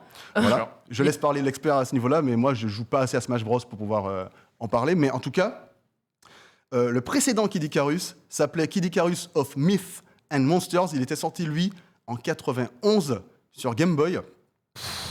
Et avant ça. Donc, il était lui-même la suite du premier Kid Icarus sorti en 86 sur NES. Sur NES ou arcade ? Non, sur NES. Sur NES. Fin 86 sur NES. Donc bon, et en plus, autant les deux précédents Kid Icarus, ça gardait le schéma classique pour le coup que je connais avec la vue de côté, une sorte de Ouais, voilà. Ça, c'est le 2. Hein. Ça, c'est le 2, exactement. Avec des flèches que tu tires limitées, etc. Bref. Alors que le Uprising, lui, c'était pas du tout le même style de jeu. Ils ont fait un truc totalement différent. Et ça, c'est la marque de talent des plus grands développeurs, c'est d'arriver à garder une licence, la milquer un petit peu en la ressortant sur Smash Bros. Et la sortant pas parce que les mécaniques sont trop vieillots, mais attendant un truc vraiment ouf pour créer le glow-up total. Exactement. Et ce que tu dis me fait penser à Ninja Gaiden, dont je ne vais pas parler dans cette rubrique, parce que Ninja Gaiden, il a fait une sorte de refonte comme ça, et il a fait son jeu Ninja Gaiden, sorti en 2004. Qui n'est pas une suite, c'est un reboot. C'est un reboot, exactement. Ouais. C'est pour ça que j'en parle pas. Et puis, il n'y a pas assez de temps entre le Ninja Gaiden, le dernier sorti sur la trilogie sur Super NES. Et moi, ça me rend fou, les jeux 20 ans plus tard, tu me ressuscites la licence, quoi. Alors, tu disais 20 ans plus tard, là, c'est pas 20 ans, mais on n'est pas loin de 20 ans quand même. Hein. Je parle, bien sûr, pareil, grosse surprise, en tout cas. Pour moi, grosse surprise à l'époque, c'est Killer Instinct. Ah ouais. Killer Instinct qui est sorti en 2013 avec la 360. Hein. Oui, c'est vrai. Donc ça, c'est le tout premier Killer en arcade. Instinct. Ouais. En arcade ou même sur Super. Ouais. Non, ça c'est pas le premier. Ah si, c'est le premier. C'est le premier en arcade. Ah ouais. Waouh. C'est quoi la différence pour que tu le remarques que ce soit en arcade ? C'est pas pixelisé, la 3D moche, et puis la 3D sur les décors. Ouais, sur Super NES, il n'y a pas la 3D sur les décors et tout. T'es sûr que c'est le premier, ça ? C'est version arcade, ouais. D'accord, moi j'aurais cru que c'était le 2, mais peut-être, en tout cas, le précédent avant le Killer Instinct sorti en 2013, d'ailleurs avec, pareil, les musiques, moi parfois je me remets l'OST du Killer Instinct de 2013 avec les musiques de Mick Jagger qui sont exceptionnelles. Avant ça, c'était Killer Instinct Gold, qui lui-même est issu de Killer Instinct 2. Killer Instinct Gold, c'était en 96 sur Nintendo 64. Sur 64, non ? Ouais, c'est ça. Exactement, donc c'est une version... c'est une adaptation de Killer Instinct 2. Ouais. Exactement. Donc 96, donc entre Killer Instinct Gold et Killer Instinct 2013, il y a eu 17 ans, ce qui est quand même énorme. Et en fait, honnêtement, je vois pas qui aurait pu prédire le retour de Killer Instinct. Quand Microsoft a racheté Rare, ils se sont dit peut-être qu'on peut récupérer quelques-unes de leurs licences. Ouais. Hein, voilà, Killer Instinct Gold. D'ailleurs, il est même pas développé par Rare, les Killer Instinct de 2016. C'est vrai. Il est fait par un studio qui a été racheté par Amazon depuis, et les saisons suivantes, donc saison 2 et 3, ont été reprises par Iron Galaxy. Mais j'ai oublié c'est quoi le nom du studio qui a été racheté par Amazon, qui faisait dans le chat, ils savent, ce sont des boss de toute façon. Et juste pour conclure sur Killer Instinct, le premier donc était sorti en 94 en arcade et sur Super NES, il me semble. Voilà. Bon, une autre licence, mais issue de la même marmite, on va dire. Dans le même moule. Voilà, pas le moule jeu de combat, mais le moule Rare. Ah. Je parle bien sûr de Battletoads. Ah ouais, Battletoads. Il faut savoir qu'on a eu un Battletoads récemment, là. C'était en août 2020 aussi. Hein. Complètement. Dans toutes les périodes du confinement, on a eu pas mal de jeux qui sont sortis. Ah, mais ce jeu des enfers absolus. Ah ouais, non, mais Battletoads... Pour les jeux d'après, je vais aller un petit peu plus vite parce que j'ai l'impression que le temps passe. Mais en tout cas, Battletoads... T'as encore... Ouais. Ok. Battletoads, gardez en tête quand même que celui qui était juste avant s'appelait Battletoads Arcade.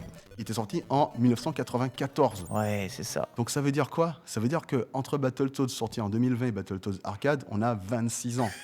Encore. C'est pour ça que quand on m'a dit... La licence, elle est jamais ressortie. Battletoads, c'est quoi ? C'est le jeu c'est le beat'em up en scrolling horizontal qui rappelait d'ailleurs Double Dragon déjà à l'époque, hein, ouais, qui a même fait une collab avec Double Dragon. Et d'ailleurs, on parle d'un retour, Battletoads versus Double Dragon après Battletoads. Hein. Ah ben écoute, franchement, c'est vrai que le dernier, il était plutôt reçu de façon un peu timide, c'est-à-dire que c'était sympa, mais on en attendait peut-être un peu plus sur le dernier Battletoads qui est sorti là, qui est quand même très sympa. Après, les Battletoads, c'est quand même des jeux très très difficiles.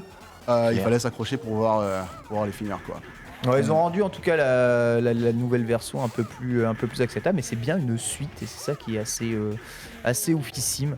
Battletoads, ouais, je sais pas, il y a beaucoup de beat'em all. Ça se trouve c'est une renaissance des beat'em all aujourd'hui. On voit qu'il y a Tortue Ninja en plus, beat'em all qui arrive. Donc toute la collection. Hein. Toute la collection. On s'est dit ça s'arrêtera. J'ai très hâte. Par contre, $149. Hein. Pardon ? Pourquoi ? La collection Tortue Ninja là. Hein ? La collection rétro. Sérieux ? Bah ouais, j'ai vu le prix, j'ai fait oh. Pardon. C'est pas possible.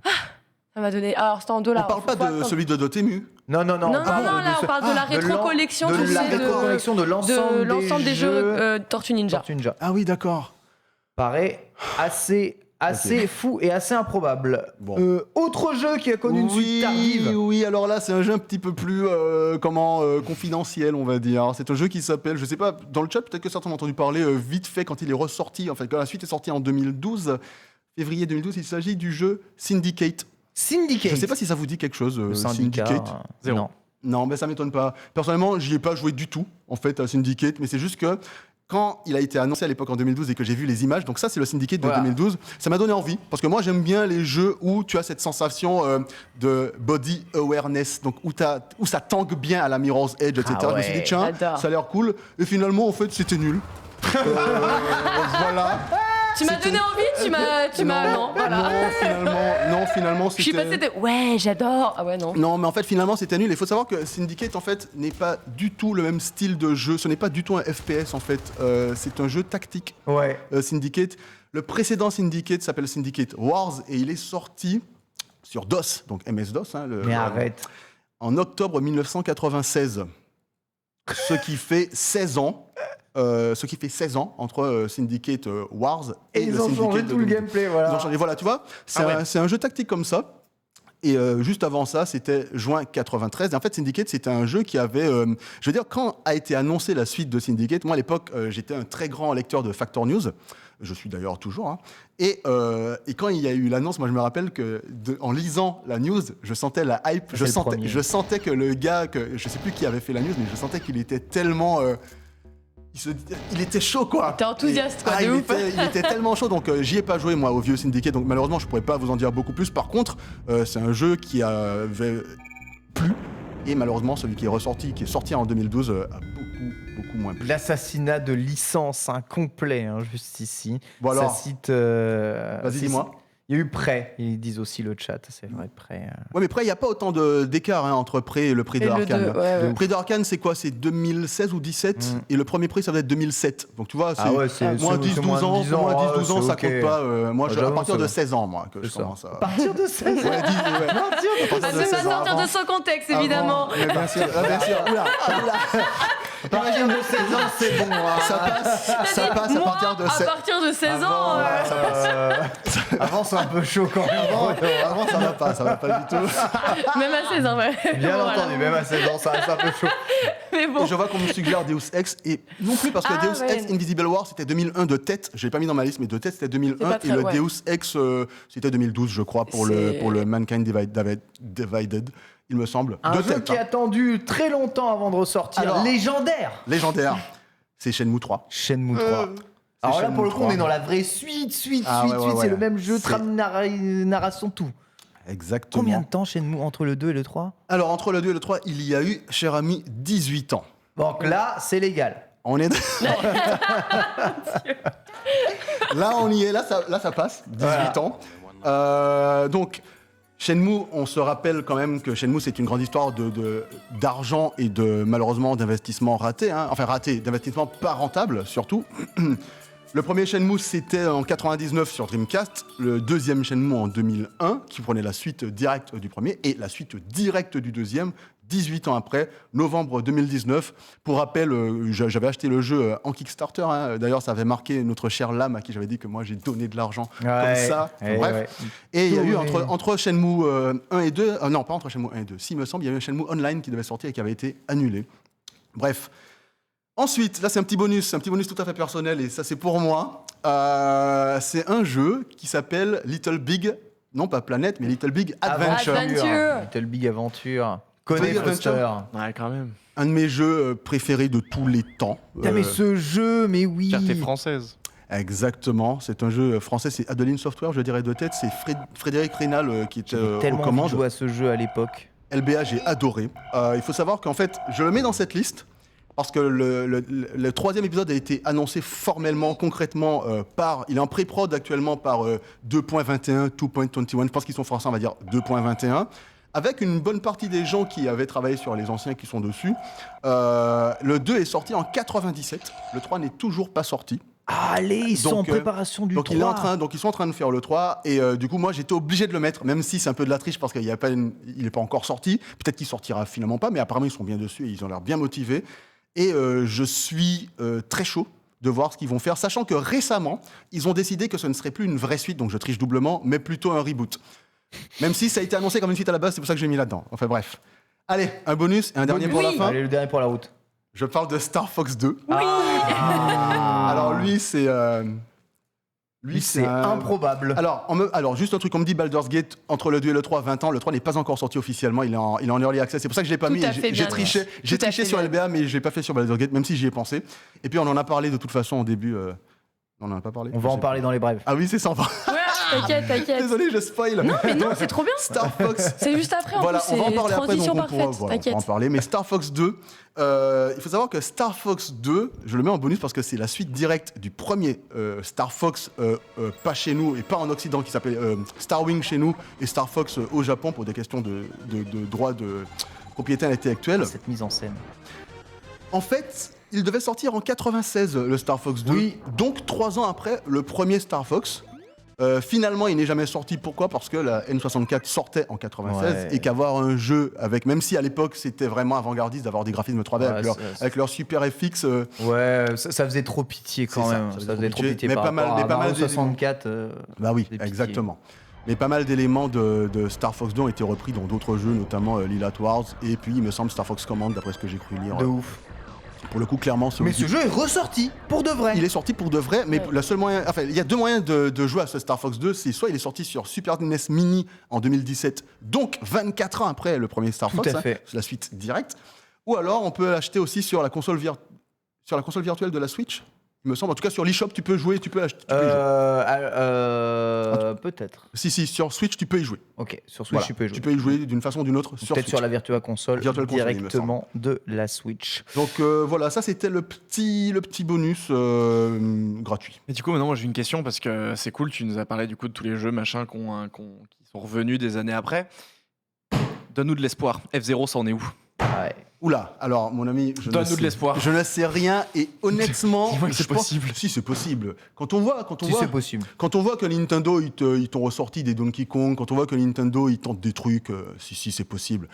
On a quoi dans les prochains mois chez Nintendo ? Pas grand chose, ça va arriver. Le gars il est dit non, je ne sais rien, mais non, c'est possible. Je crois dur comme faire. Encore F0 jusqu'au bout. Mais oui, mais on le veut. Meilleur jeu de course jamais fait, je veux rien savoir. Mais t'es encore réconforté avec AudioSurf après. Ce sera après Metroid Prime 4, désolé. C'est ça.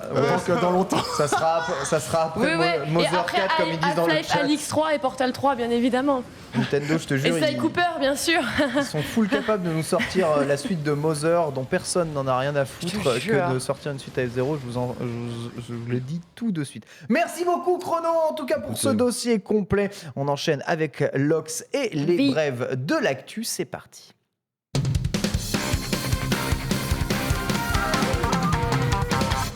Justement, bref, on va commencer par parler de Baldur's Gate 3. Il y a eu le Dungeon and Dragon Showcase, il me semble, hier. Alors, c'était pas forcément son nom, mais c'était exactement ça. Ça a eu lieu hier à 18h. Voilà. D'ailleurs, on vous en avait parlé ici sur le Lunch Play pour vous informer de ce grand rendez-vous. Oui, Wizard of the Coast a organisé donc sa grande soirée pour surtout vous parler du futur de Donjons et Dragons. Et du coup, on a eu l'occasion d'avoir beaucoup d'annonces. On a abordé notamment le sujet du film, on vous l'avait évoqué, on vous l'avait teasé, on savait que ça faisait partie des attentes. On est revenu également sur la web-série, mais ce qui nous intéresse, nous, aujourd'hui, bien évidemment, c'est de vous parler de Baldur's Gate 3, puisque oui, il est très attendu, toujours en accès anticipé. Aujourd'hui, ouais. Tout à fait. Et donc là, la vidéo que vous pouvez voir juste après, justement, revient donc sur les 18 mois de travail effectués donc, par l'équipe de l'Ariane Studio. Ça, c'est le travail, hein, ça. C'est bien la vidéo de leur travail. Ouais, mais en fait, il y a une vidéo YouTube là, juste en dessous. Donc, ce serait plutôt... je te jure que c'est celle-là. C'est juste qu'elle commence par un long passage de cosplay, d'introduction. Ouais. Après, on peut la mettre en plein écran, peut-être ça peut être sympa. Mais en gros, qu'est-ce qu'on a pu voir là-dessus ? C'est, outre cet aspect très marrant, on en a vu aussi du jeu avec justement des transformations des plans de jeu, des nouveaux personnages, des nouvelles classes, des ajouts, beaucoup d'ajustements évidemment qui normalement devront être déployés à travers plusieurs patchs majeurs qui arriveront. D'ailleurs, on le rappelle, le dernier à être arrivé à refaçonner justement l'interface du jeu pour qu'elle soit plus agréable pour les utilisateurs. Et la classe barbare, exactement, qui vient aussi d'être ajoutée. En tout cas, tout ça, de bon augure. Tout le monde est plutôt ravi et a hâte, puisqu'on peut le dire, oui, le projet est très ambitieux, mais les équipes ont l'air vraiment motivées. Et animation surtout faciale et tout. Vraiment, on est à fond et pour le coup ça fait plaisir, j'imagine, aux nombreux fans qui vont attendre ça avec énormément d'impatience. Rapidement ici, projet le plus ambitieux de l'Ariane Studio, vous pensez ce Baldur's Gate 3, Chrono ? Oui. Ouais, très clairement. Et très clairement, oui, ça va déchirer. Parce que l'Ariane, depuis longtemps, ils font que du bon travail. Et ils savent très bien ce qui pèse sur une licence comme Baldur's Gate. Ils peuvent pas se rater. Et vu qu'ils se sont pas ratés récemment et qu'ils prennent vraiment tous les avis de la communauté en compte dans leur version accès anticipé. Ça compte beaucoup pour eux, c'est vrai. Ça va fonctionner, j'ai aucun doute. Foster, t'attends ou pas ce Baldur's Gate ou pas ? Malheureusement, non. Moi, j'ai joué Code Arcalions de Baldur's Gate qui sont plutôt hack and slash, pas véritablement l'RPG plus classique. Donc, c'est moins ma cam, mais je suis très curieux. Je suis le projet de loin. On va parler de Redfall maintenant. Une mauvaise nouvelle pour Redfall. Alors, une mauvaise nouvelle avec un gros point d'interrogation. Alors, qu'est-ce qui se passe sur Redfall ? Vous avez peut-être vu passer quelques titres annonçant que le titre, justement, allait être retardé. J'allais dire delay, je cherchais le mot repoussé. En français, c'est beaucoup sympa. Justement, on le rappelle, le jeu, le dernier jeu d'ailleurs de Arkane Studio, qui nous a sorti Deathloop il n'y a pas si longtemps de ça. Donc prévoit le prochain jeu de tir coopératif. Normalement, il devait sortir donc pour cet été 2022. Sauf que là, comme vous pouvez le voir sur cette affiche, il y a écrit Winter 2022. Alors c'est ce que pensent les internautes. Du coup, forcément, tout le monde commence à s'agiter en disant mais du coup, il est retardé, il y a un report. Non, en fait, la date de Redfall aurait changé sur l'affiche promotionnelle brésilienne. Donc pour le moment, on n'a aucune confirmation de la part de Microsoft. Je vous rappelle quand même qu'on vit sur 2 hémisphères qui sont totalement différentes. Il y a l'hémisphère nord et l'hémisphère sud. Lorsque l'une est en été, l'autre est en hiver. Donc grosso modo, quand nous serons ici en été, à l'hémisphère nord, au Brésil, ils seront en hiver. Donc ça paraît quand même assez logique qu'il soit potentiellement indiqué là-bas. L'hiver, en gros, là-bas, c'est septembre, de juin jusqu'à septembre. D'accord. Donc finalement, la fenêtre, si on garde nos dates occidentales, devrait rester. En tout cas, si vous tombez dessus, on vous rassure, on va attendre la communication officielle de Microsoft. C'est que c'est formidable, ça ouvre un champ des possibles de retard de jeu. This Fall. Mais This Fall quand ? This Fall soon. This Fall soon. Très bien. Je vois le coup de l'hémisphère sud, on me l'avait pas encore faite celle-là. Elle est pas mal. Ouais, je m'y attendais pas non plus. Mais après vérification, j'ai dit attends, mais ça vient du Brésil. On a regardé et sur Reddit, heureusement, les personnes se sont un petit peu réveillées en disant coucou, on n'est pas sur le même hémisphère. Voilà. C'est quand tu te si en tout cas il y a un report d'annoncer officiellement, bien évidemment, on vous en parlera ici dans le Lunchplay. Bien entendu, c'est évident. On va parler un tout petit peu de Rocket League. Nouveau mode de jeu. Oui, nouveau mode de jeu qui arrive sur Rocket League. Alors un nouveau mode après en avoir proposé d'ailleurs une multitude. On a eu le droit au basket, on a eu le droit au hockey. Qu'est-ce qu'on a eu d'autre d'ailleurs ? On en a eu quand même pas mal. Des défis. Il y a la version mobile. Oui, il y a la version mobile. Il y a des défis justement qui sont proposés par des modes. Plein de créateurs qui ont mis des cartes à disposition. Et cette fois-ci, Psyonix donc présente un mode qui normalement devrait être temporaire. C'est le Knockout. Grosso modo, on peut dire en large comme ça, en diagonale, un peu un battle royale d'une certaine façon. Ce qui va se passer, c'est que vous êtes dans une arène à 8 joueurs. Le but, ça va être très simple, c'est de venir à bout de vos adversaires en les pulvérisant, rien de trop compliqué. Voilà, vous allez pouvoir les envoyer comme ça, valser contre des pièges. Vous allez pouvoir carrément les jeter du bord du précipice. Bref, tout ce que vous aviez envie de faire. En tout cas, comme on le disait, c'est temporaire. Ce sera seulement du 27 avril jusqu'au 10 mai prochain. Ouais. En vrai, trop bien, trop cool. Il y a 2 trucs. C'est marrant parce qu'ils récupèrent toutes les mécaniques des jeux de baston, donc c'est tout ce qu'on aime avec la triangulaire, garde, shop, coup. Pas de ballon, pas de football cette fois-ci. C'est ça. Mais ce qui est marrant parce que du coup, c'est un truc qui est drôle dans Rocket League initialement, c'est juste d'aller éclater les adversaires. Tu leur fonces dessus, ils explosent, c'est trop drôle. Et je suis enfin ils balancent un mode là-dessus, donc on va bien se marrer, je sens. J'avoue, ça a l'air intéressant. En tout cas, Rocket League n'en finit pas de développer ces modes de jeu. Ça régale. Et qui est gratuit, on le rappelle, c'est free to play. Si d'ailleurs vous voulez l'essayer pour l'occasion, c'est gratuit. Bien sûr. Rocket League, ça c'est qui n'a jamais essayé au moins une fois dans sa vie. On va parler d'Insomniac qui charbonne vraiment dur. Oui. Oh oui, c'est du charbon. Écoutez, on vous donne des petites nouvelles de Marvel's Wolverine, puisque vous le savez, Insomniac est sur le projet. Ça avait été teasé lors du PlayStation Showcase il y a un petit moment maintenant. Ça a fait waouh. Évidemment, on veut tous y jouer. Et on a eu un petit tweet justement du responsable de l'animation, Mike Yosh, qui nous partage justement. Alors, je vous rappelle quand même qui est Mike Yosh, parce qu'on parle quand même d'un big boss, un gros vétéran. Il a bossé justement chez Naughty Dog, sur Uncharted, sur The Last of Us. Il est arrivé justement après par chez Insomniac. Il est derrière justement l'excellent succès qu'a pu être Spider-Man. Et donc voilà, petite photo. Alors si ça vous parle pas, oui, ça devrait peut-être pour certains. Il s'agit surtout d'un studio de motion capture. On peut le voir sur le bureau. Là, il y a des petites notices là qui ont l'air d'être posées. Et puis surtout, il y a cette légende que je vais vous traduire bien évidemment. Il semblerait du coup qu'on travaille donc l'animation, les cutscenes qui semblent donc être sur le point de débuter. On le voit si paisible et calme. Ça ne sera pas le cas comme ça longtemps. Moi, je m'en rappelle. Voilà. Donc on sait que ça y est, on est à cette phase actuellement. Vivement la suite, on veut des images, on en veut plus, parce qu'on rappelle qu'on n'a pas vu grand-chose. C'était un peu de l'esbrouf, et en vrai, s'ils commencent déjà à enregistrer les animations et les cinématiques, c'est qu'ils ont déjà tout le storyboard, donc c'est que le jeu, il est écrit, donc il n'y a plus qu'à le réaliser. Et écoutez, Insomniac, encore une fois, au charbon absolu. Wolverine, on attendra pas de date pour Wolverine, mais bon. Toujours pas, mais franchement, ça peut annoncer une chose aussi, c'est des nouvelles cet été. Potentiellement. Oui, peut-être. J'avoue, au moins donner un peu envie aux gens avant d'attendre 2026. Oui. Allez, on enchaîne. J'y vais comme ça, désolé, voilà. Un petit teasing, voilà, un nouveau Tales from the Borderlands dévoilé cet été, normalement. Alors, grosse surprise, c'est d'ailleurs Gearbox Software qui a confirmé son développement en cours. D'ailleurs, ils l'ont fait directement sur scène lors de la PAX East. Voilà, ça s'est fait en direct de cette manière. Et du coup, voilà, un jeu qui devrait sortir lui aussi en 2022. Un épisode qui, cette fois-ci, ne sera pas du coup édité par 2K et pas... qui sera édité par 2K, mais qui ne sera pas développé par Telltale, qui peut paraître surprenant ou non.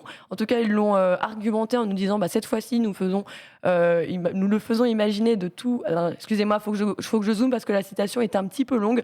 Nous le faisons pour imaginer de tout nouveaux personnages et de toute nouvelle histoire concernant Borderlands. Nous annoncerons donc bientôt un nouveau jeu se déroulant dans l'univers de Borderlands et qui sera de présenter donc dans ce style de fiction interactive. Grosso modo, restez attentifs cet été puisque c'est à ce moment-là qu'il sera normalement dévoilé. C'est ouf qu'ils aillent vers ce genre de genre pour Borderlands, mais pourquoi pas d'exploiter le lore de Borderlands de cette manière. Je ne sais pas si ça vous paraît être la formule la plus pertinente. En vrai, on dit que la licence, tu vois, je trouve qu'on a une licence qui est populaire avec une DA qui est très marquée. Genre, dès que tu vois cette DA-ci, tu sais que c'est Borderlands, tu sais que c'est eux les développeurs, tu sais que c'est qualitatif, donc t'es rassuré. Donc ça m'étonne pas trop qu'on continue de milquer et qu'on continue de creuser, chercher un peu les dérivés autour de cette base qui, on le sait, est déjà solide. Ouais, ça régale. Il a tout dit. Et vous m'énervez tous les deux. Vous m'énervez. C'est pas, on va enchaîner. C'est pas possible. On en a d'autres ils sont nés au même endroit. Ça se trouve, ils sont frères. Il se passe quoi? Je te laisse commencer la prochaine.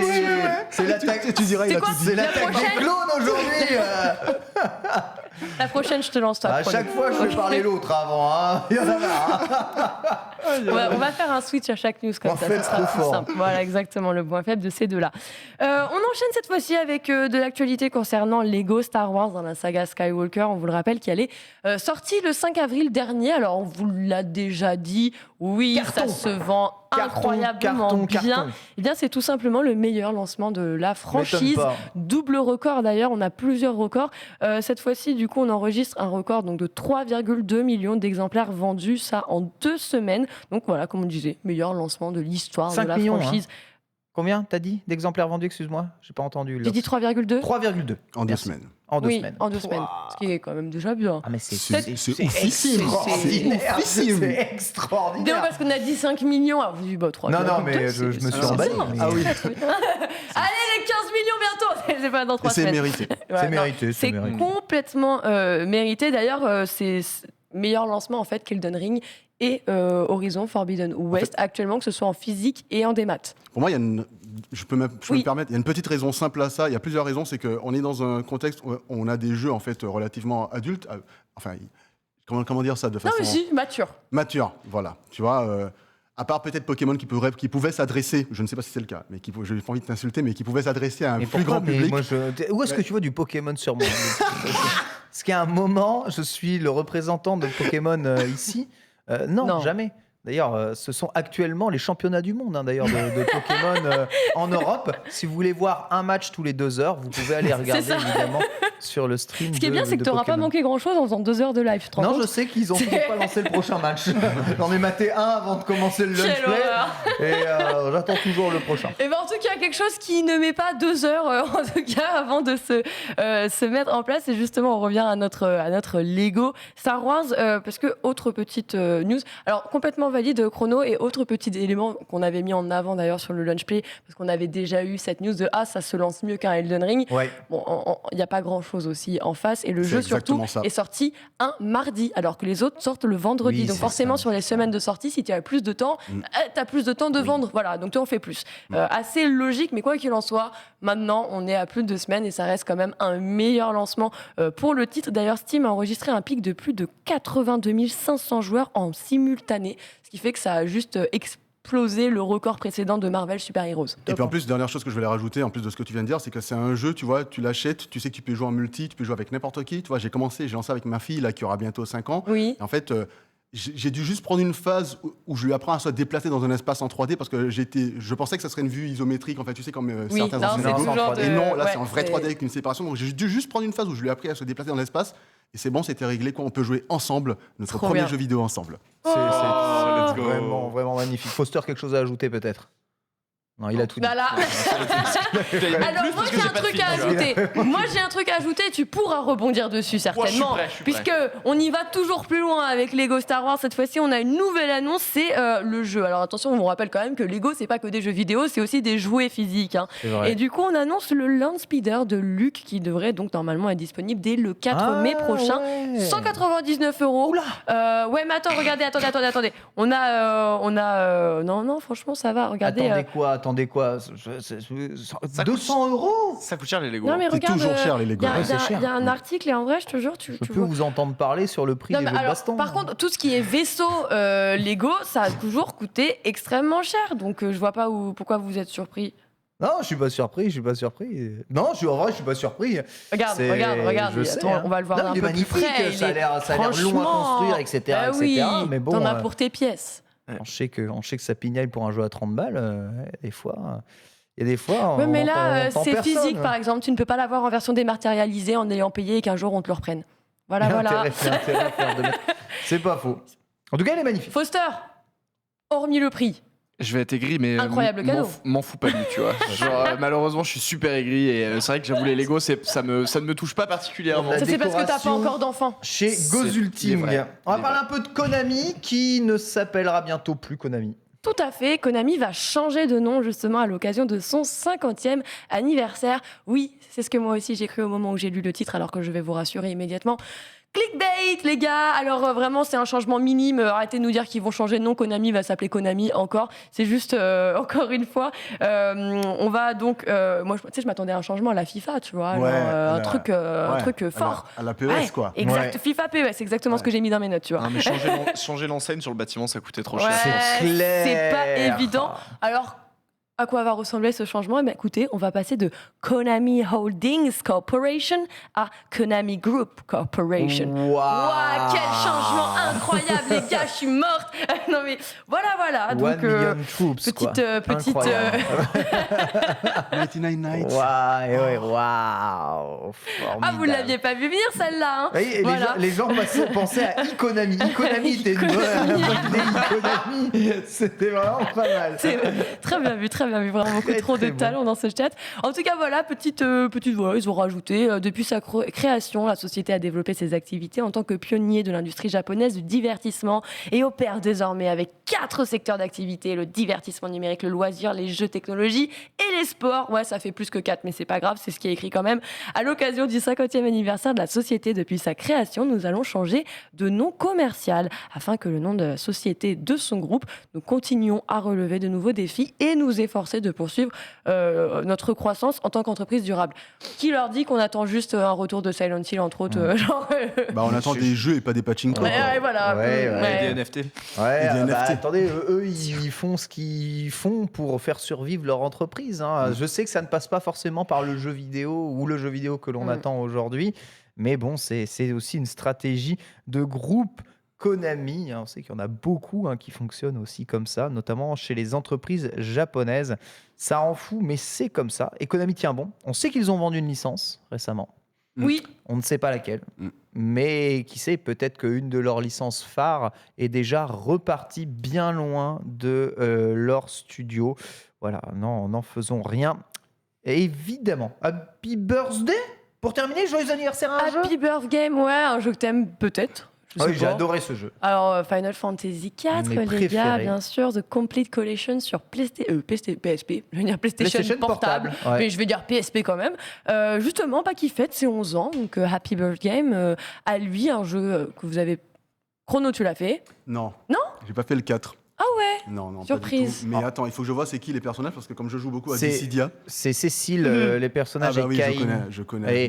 Et formidable cette version complète collection. Alors pourquoi complète collection? Parce que là, FF4 a eu le droit à une séquelle, donc une suite directe de son histoire officielle, qui est un RPG qui fait suite un peu FF 4.2 quelque part, et elle est disponible dans cette collection là. Vous pouvez les retrouver d'ailleurs aussi sur PC et enchaîner le Pixel Remaster et ce Final Fantasy. Et sur PSP c'était top, donc déjà tu avais tous les FF, mais en plus tu avais les anciens avec les suites sorties de façon posthume. Très intéressant en tout cas à suivre. Voilà, toujours. Et je me demandais, sur la version Pixel Remaster, il n'y a pas la suite, par contre. Non, voilà. Il n'y a pas la suite sur la version Pixel Remaster. En fait, c'est l'une des rares façons de pouvoir jouer à la suite, en fait. Exactement. En fait, la suite est sur PC aussi, mais par contre, tu retournes au graphisme à l'ancienne. Voilà. Donc, ça, c'est un autre petit jeu dont c'était aussi l'anniversaire, et je voulais pas l'oublier parce que j'ai l'impression qu'on l'a quand même un petit peu oublié d'une certaine façon, c'est Daxter.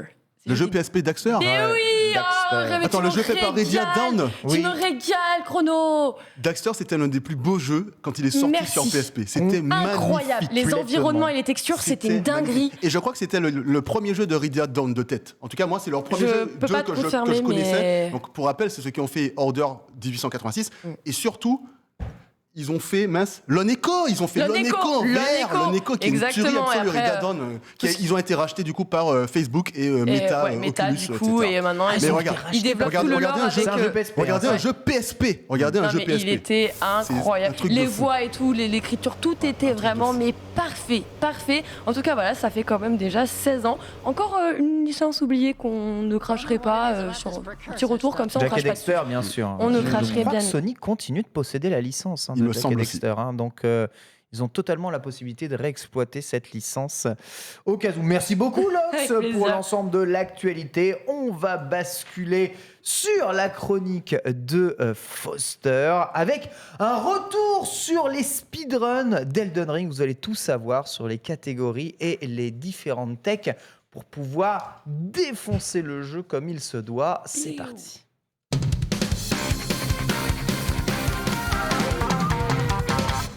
Alors, notre dossier du jour est consacré au speedrun d'Elden Ring. Foster, formidable l'activité qu'il y a sur ce jeu en ce moment. Alors déjà, fantastique, je viens de réaliser que j'ai 20 minutes quasiment pour Mais faire j'ai ma chronique. fait exprès. C'est la première fois que j'ai autant de temps pour faire une chronique. D'habitude, T'as vu comme ça tombe bien le lunch play aujourd'hui? Ah ouais, c'est fantastique. C'est ouf, hein. Puis je me suis dit, c'est une chronique speedrun, c'est parfait, on est dans le thème. On va speedrunner, mais non, pas du tout. Donc parfait, je vais avoir mon temps génial. Je vais pouvoir rentrer dans tous les détails de frame, etc. et bien vous saouler. Non, bien évidemment, je plaisante.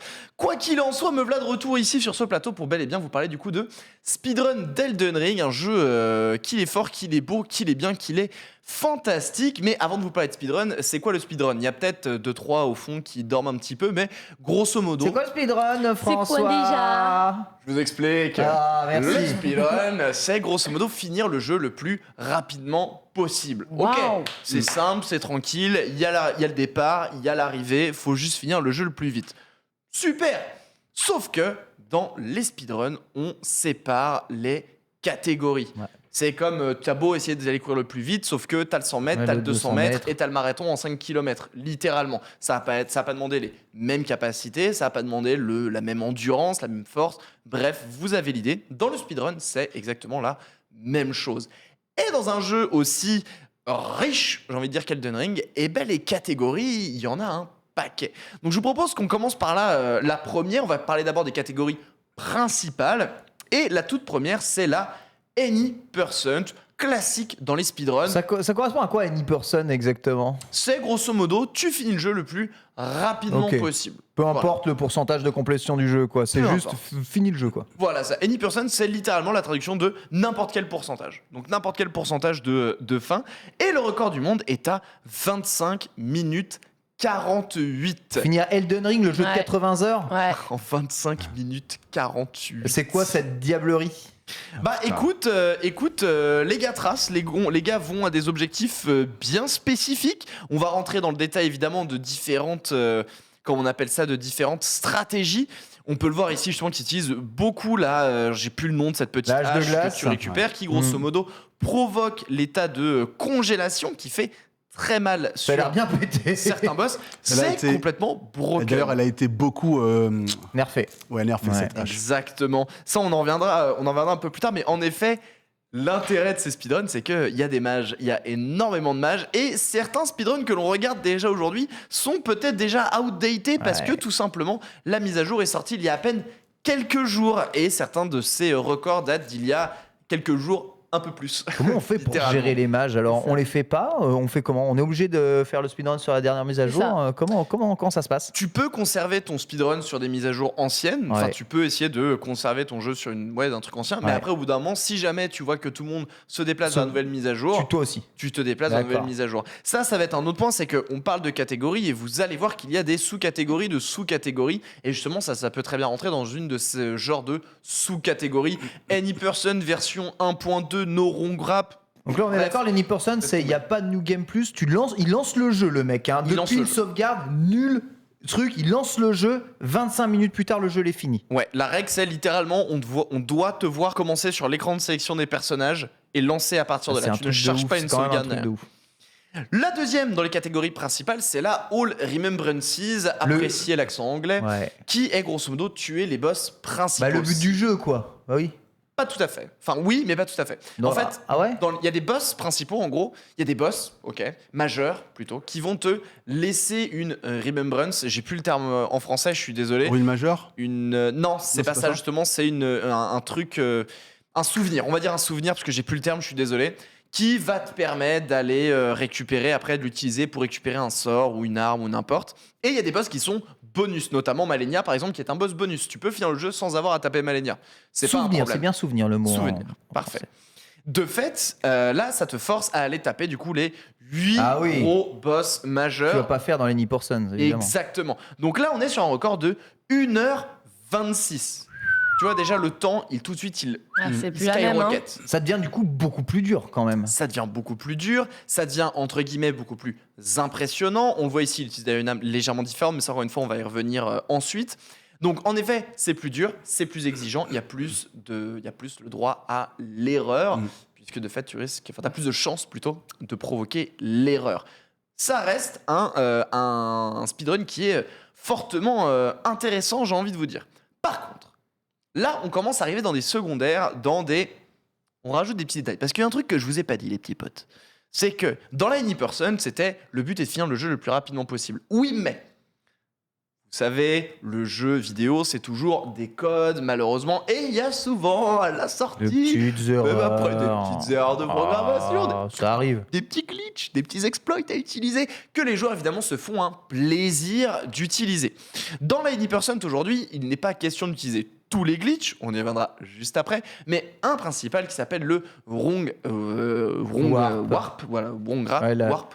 C'est trop dur, il y a des W, des R la mauvaise téléportation, quoi. La mauvaise téléportation, qui consiste grosso modo à dire au jeu vidéo, ouais, je me téléporte au dernier truc, mais en même temps, en fait, je me téléporte là. L'ordi fait, ouais, t'es en train de faire, en fait. Il te téléporte n'importe où, tu save and quit, tu reload, et tu te retrouves grosso modo à un point dans bien le niveau avancé. initial dans lequel tu étais, qui est plus confortable. Et donc, la Anyperson en 25 minutes est réalisée avec ce wrong wrap. Mais aujourd'hui, dans les catégories secondaires, il y a le record du monde, la Anyperson no wrong wrap, qui se fait en 57 minutes 24. Grosso modo, c'est la catégorie que jeuxvideo.com appellerait sans tricher, c'est ça? C'est la catégorie qu'on appellerait sans tricher. Voilà, c'est ça. Okay. Tout à fait. Même s'il n'y a pas de triche, étant donné que c'est un jeu vidéo. Sans bug exploitation. Sans exploitation de bug. Tu baises le jeu. Mais en tout cas, voilà, sans tricher. Et à l'inverse, alors là, attendez, je vous prends bien, je ne sais pas si vous avez l'info, et je te vois regarder le runner, donc j'espère que vous ne l'avez pas. Si vous avez déjà eu l'info, évidemment, ne me répondez pas, mais vous avez de fait le sans tricher, mais il y a évidemment la maxi triche, celle où on rajoute tous les glitches. Mais alors, mais la totale, on a des exemples, je vais vous montrer ça, mais tu mets la totale, c'est la Anyperson Unrestricted. Okay. À votre avis, en combien de temps le jeu a-t-il été fini? Moins de 7 minutes. Moins de 7 minutes. Attends, je dirais... non, je crois que je l'ai vu passer, ils sont tombés sous les 6, je crois. Ouais, c'est 6, 5. Moi, je le sais parce que mon frère m'a envoyé le lien dès que ça a été fait. Bon, en effet, désolé, on l'a tous vu en fait. Mais c'est pas grave, c'est très bien. 5 minutes 58. Voilà, c'est ça, c'est ce que j'avais vu passer. C'est ça, j'ai retenu le 58, moi. C'est insane. Juste pour. Enfin, on y reviendra après, mais le jeu est fini en 6 minutes. Et on pourrait limite vous le diffuser. Regarde ça, c'est n'importe quoi. Là, il vient de sortir du début. C'est votre jeu, les gars, là. C'est Cyberpunk. Voilà, dans les sous-sols du premier gros boss majeur, on va dire, immédiatement, en un clin d'œil. C'est le zip et c'est fantastique. En fait, on est en train. La communauté de speedrun d'Elden Ring est pleine en pleine ébullition, par ce genre de découverte et c'est absolument fantastique. Donc, on a ce bug que vous venez de voir qui est le zipping et du coup, le jeu est fini en 6 minutes sans jamais mettre le moindre coup à un ennemi. Ouais, voilà, c'est ça le truc, c'est que vraiment, là, on essaye vraiment de casser le jeu sur ses défauts de programmation. Alors, on n'est plus en train de battre un jeu vidéo qui te pose des soucis. Voilà. C'est les runs les moins intéressants. Moi, je trouve ça à la fois très intéressant et à la fois très peu intéressant. C'est ça. Pourquoi Parce que c'est donc qu'il y a quand même quelqu'un qui s'est dit, bon, alors... Comment est-ce que je peux exploiter cette faille-là pour réussir? Je vais marcher tout droit sur un mur pendant 5 minutes jusqu'à ce que il y a un gars qui a cherché et ça c'est cool. Et après, je trouve ça moins intéressant parce que pour moi, je trouve qu'il y a peu de mérite à part le fait d'avoir cherché à exploiter une faille. Mais l'exploit, il est moins. C'est tout. Et en fait, l'exploit est moins admirable. Non mais t'as moins d'admiration qu'un mec qui te fait un perfect, vraiment avec un gameplay pixel et tout. Tu fais waouh, ok, beau gosse, tu vois. Et là, c'est waouh, BG pour les recherches. Ouais, mais pas pour l'exécution. C'est le seul moyen de faire un run pacifique. Alors. Si je me permets, ce bug qu'on voit, le zipping, c'est littéralement une fenêtre de 3 frames à peu près, qui est dépendante de comment tu fais tourner ton jeu, si c'est du 30, du 60 FPS. Ah ouais? Et en fait, le bug a été trouvé il y a genre un mois en arrière, et les mecs étaient, on ne comprend pas comment ça fonctionne, on ne sait pas ce qu'on peut en faire. Et c'est ça que j'aime, la partie recherche. Et la partie recherche, et en effet, l'avancement du coup dans ce speedrun est absolument fantastique. Donc là, aujourd'hui, le Unrestricted, c'est 5 minutes, c'est 58. Vous savez à combien c'était il y a un mois? 8 C'était à 8 minutes, non ouais. Il y a un mois. Ah non, il y a un mois, donc sans découvert ça. Avant les patchs et tout, oui. On était prêts à 13 minutes, je dirais. Une vingtaine de minutes. Hein? Moi, j'aurais dit 18 minutes parce que j'aime bien le chiffre 18. 49 minutes. Wow. Ouais, moi, c'était plutôt dans les. 49 on parlait de descendre sous les 30 avant le premier patch. Il y a un mois, punaise. On était à 49 minutes, 3 semaines. Il y a 3 semaines, pardon. Une semaine après, on descend sur les 22. Et là, 3 semaines après, moins de 6 minutes. Donc, c'est-à-dire que le gars, il maîtrise son zipping, quoi. Là, il le maîtrise, quoi. Là, le il mec fait comme il veut. maîtrise, ils ont les bons angles. Et tu vois, il y a encore des petites marges d'erreur. Donc, qu'on appelle ça, le record va encore s'améliorer. Ouais. Il y a quelqu'un qui a proposé un TAS d'ailleurs très dernièrement qui était autour des 3 minutes, si je ne m'abuse. De toute façon, là, on voit toute la run qui est en train de se faire. Hein. Juste, on la laisse tourner parce que de toute façon, ça fonctionne. C'est absolument fantastique. Et du coup, moi, c'est justement un point, là, le sujet que vous avez sorti est très intéressant. C'est que il n'y a pas de bon ou de mauvais speedrun. Il n'y a pas de sous-speedrun. Il n'y a pas de sous-speedrun. Et il y a des speedruns qui sont plus spectaculaires que d'autres. Il y a des speedruns que tu vas mater à une AGDQ parce que nom d'un chien, ça fait crier, il te bat le boss, justement, la frame, il fait péter un câble. Et il y a des speedruns comme ça qui juste te détruisent le jeu. Là, par exemple, au passage, le zipping, ce qui a été fait, du coup, c'est qu'il est rentré dans la zone du boss final avec son zipping, ok. Il s'est laissé tomber. Là, on vient juste de le voir apparaître. Il a tué le boss final. C'est pour la fin. Juste à la fin, parce qu'en fait, grosso modo, il rentre dans la zone, il le charge, il se laisse tomber. Bref, la zone se décharge. Le temps qu'il meurt, il se fait tuer par l'autre boss. Il arrive à plus de boss, il touche le dernier truc, fin. C'est fini. 5 minutes 58. Mais du coup, il n'y a pas d'autres speedruns. Donc, j'ai pas le chat sous les yeux, mais ce genre de commentaires de gens qui disent mais c'est quoi cette speedrun? C'est vraiment trop nul. Non, je te prends pas à partie. Non, mon ami, Non, faut mais pas c'est dire même ça. la- Je ne C'est te vrai prends que pas à t'as partie. vachement bien imité Chrono. Ouais, je C'était n'imitais pas assez Chrono. bizarre. Par contre, non, moi, j'imite tous les types dans les commentaires parce que Non, il mais y en a, alors, je vous en dis, plus, je vais te dire un truc. ça me rend dingue. Je te promets que c'est l'inverse dans le chat. Ouais, Tout le monde est en train de dire chacun sa catégorie, nanani, nanana, et machin. Vraiment, pour le coup, vraiment. Le chat, le stream, les meilleurs au final. Non, Le chat, le stream, c'est pour ça que je les meilleurs. disais, c'est pas ce que je préfère voir, parce que c'est vrai que moi, quand un gars il te fait du frame, de l'esquive parfaite tout le temps, et que on sent qu'il sue à chaque seconde dans l'exécution, je trouve ça plus stylé. Après, j'ai compris que l'exécution même de ça était demandeuse, je sais pas comment on dit. Et donc du coup, avec le arrivé au niveau du TAS, c'est un 3 frame glitch, donc c'est ça. faut quand même un peu de il faut connaître. Ouais. Voilà, ouais, bien sûr. Bien sûr. Mais je te prenais pas à partie, je te sens que tu le prends pas du personnellement. tout. Je te prenais pas du tout à partie parce que j'ai touillé à la Ken, c'est tout. Ouais. parce qu'il y a un point qui est intéressant, je pense que tu as dit, c'est qu'au final, en fait, il y en a pour tous les goûts. Bien et c'est sûr. ça le principal, c'est qu'au final, un bon speedrun, c'est une recette en fait. C'est une bonne recette.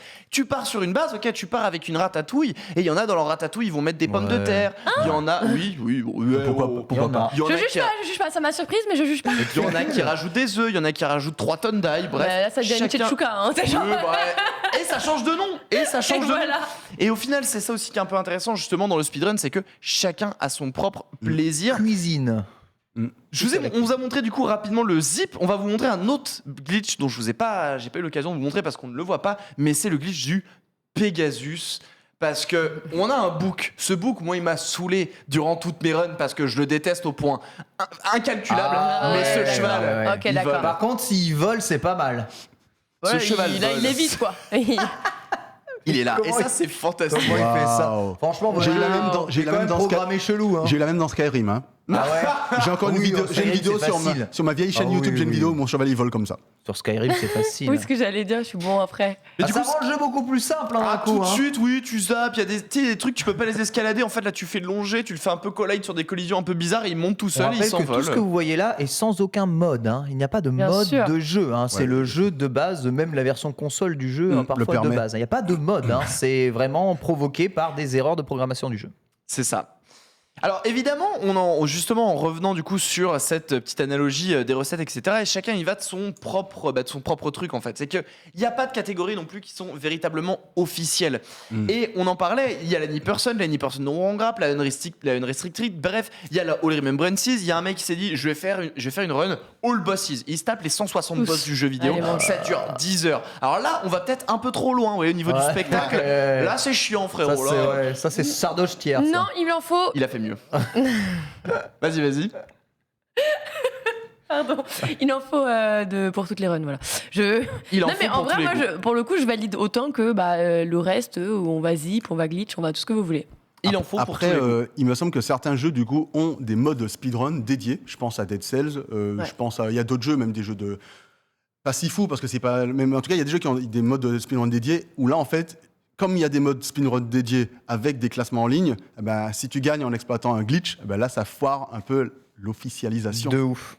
Bref. Ça, c'est qu'on appelle ça au Développeur. à la discrétion de l'éditeur, à la discrétion du Exactement. développeur, grosso modo. Si c'est autorisé, c'est Là, autorisé. c'est la communauté qui organise un peu tout ça. Bien Après, sûr, bien sûr. ouais, c'est assez rangé, c'est assez facile de ranger quand même. Oui, plutôt. Et justement, d'ailleurs, notre bon Sardoche que tu as très bien fait de citer, lui s'est décidé non seulement de faire une run level 1 All Remembrances, donc je vous rappelle, le All Remembrances, c'est on tue tous les boss principaux, les boss majeurs, mais là on reste niveau 1 du début à la fin. Sérieux? Et il fait carrément un concours avec 5000 balles à la clé. Ouais. Ah bon? Ah oui, il a lancé son. Mais c'est quoi, le principe du concours? Bah, en gros, c'est rester. Ouais, c'est du speedrun, mais niveau 1 et tu celui fais qui fait le meilleur temps, il a 5000. Ouais, c'est ça. D'accord, celui qui fait le meilleur temps, ok. Bien sûr. C'est ça. Donc tu dois rester level 1 tout le jeu. Tout le jeu. Et tu dois faire donc les 4 boss principaux plus le boss de fin. 5000 pour le premier.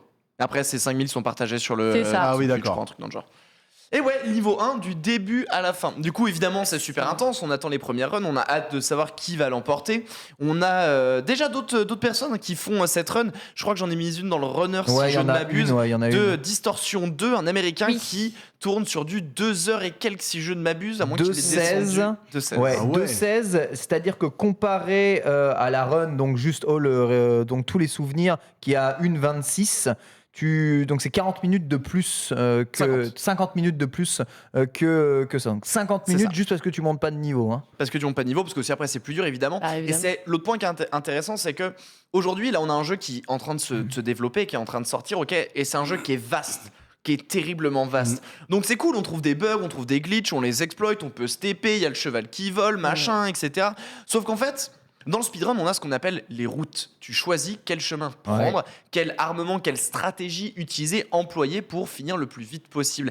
Et en fait, dans ces routes, pour le moment, tout le monde n'est pas forcément d'accord, quelle que soit la catégorie. Ouais, c'est trop grand Elden Ring. C'est trop grand. Et on se retrouve avec des gens qui vont faire ça avec la congélation dont on a vu tout à l'heure, d'autres avec le blood loss, donc le saignement, d'autres avec la Sword of Night and Flame, et je l'ai plus en française non plus, pourtant j'ai mon jeu français, mais je les ai tous zappés. Et on a du coup cette ouverture de moult routes, et final chacun y va de sa propre spécialité. Certains y allaient d'ailleurs avec certaines choses qui sont patchées. Je pense au Carian Retaliation qui était un bug où grosso modo t'as la parade du bouclier magique. Si tu pars un sortilège, t'as 3 petites épées autour de toi, ça tire, ça fait trop mal. C'était buggé frérot, c'est patché, Dieu merci, c'était vraiment de la merde. Donc on va plus pouvoir s'en servir. Donc on a du coup ce côté où des runs, des routes avancent, on ne sait pas où on va, tout le monde y va un peu de son petit coin. C'est à l'aveugle, quand tu vois en un mois ce qui a changé, c'est ouf. Ouais. Non, mais même moi quand je vois en fait, et c'est pour ça qu'on trouvait que c'était un bon sujet à exploiter, c'est...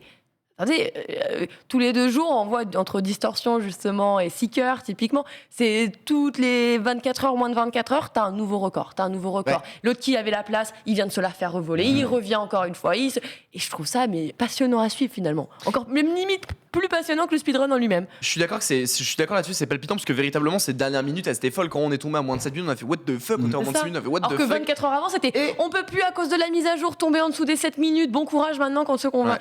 C'est incroyable. Et il y a même un type qui a réussi à descendre en dessous des 1 minute. Est-ce qu'on peut nous montrer cette vidéo, s'il vous plaît ? Qui est absolument fantastique. Hein. Une run, en effet, je vous l'ai pas dit, je voulais pas vous la vendre, mais en fait, le record du monde est à 1 minute 20, réalisé par ce VTuber qui, comme on peut constater d'ailleurs, ne sait pas contourner une chaise, aucun problème. Et on voit, on utilise de nouveaux glitches, on met des marqueurs très étonnants, on roule, on saute, on affiche la map, backdash, on se gratte le cul, on sait pas ce qu'on fait dans le menu, on retourne encore là, on met un marqueur, on ouvre la porte et soudain, une téléportation fantastique.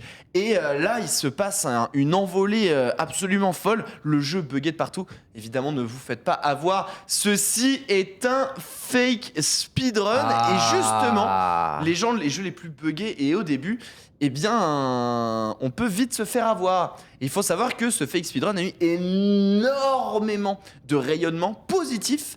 Parce que moult influenceurs pensaient que on finit le jeu en 1 minute, mais qu'est-ce qui se passe ? Ils sont pas renseignés, ils ont vu ça, ils ont fait ouais mais c'est trop dingue, il est trop fort le type. Et t'as tous les vrais speedruns qui ont vraiment fini le jeu en 6 minutes, qui sont en larmes en mode mais wesh c'est quoi ce délire ?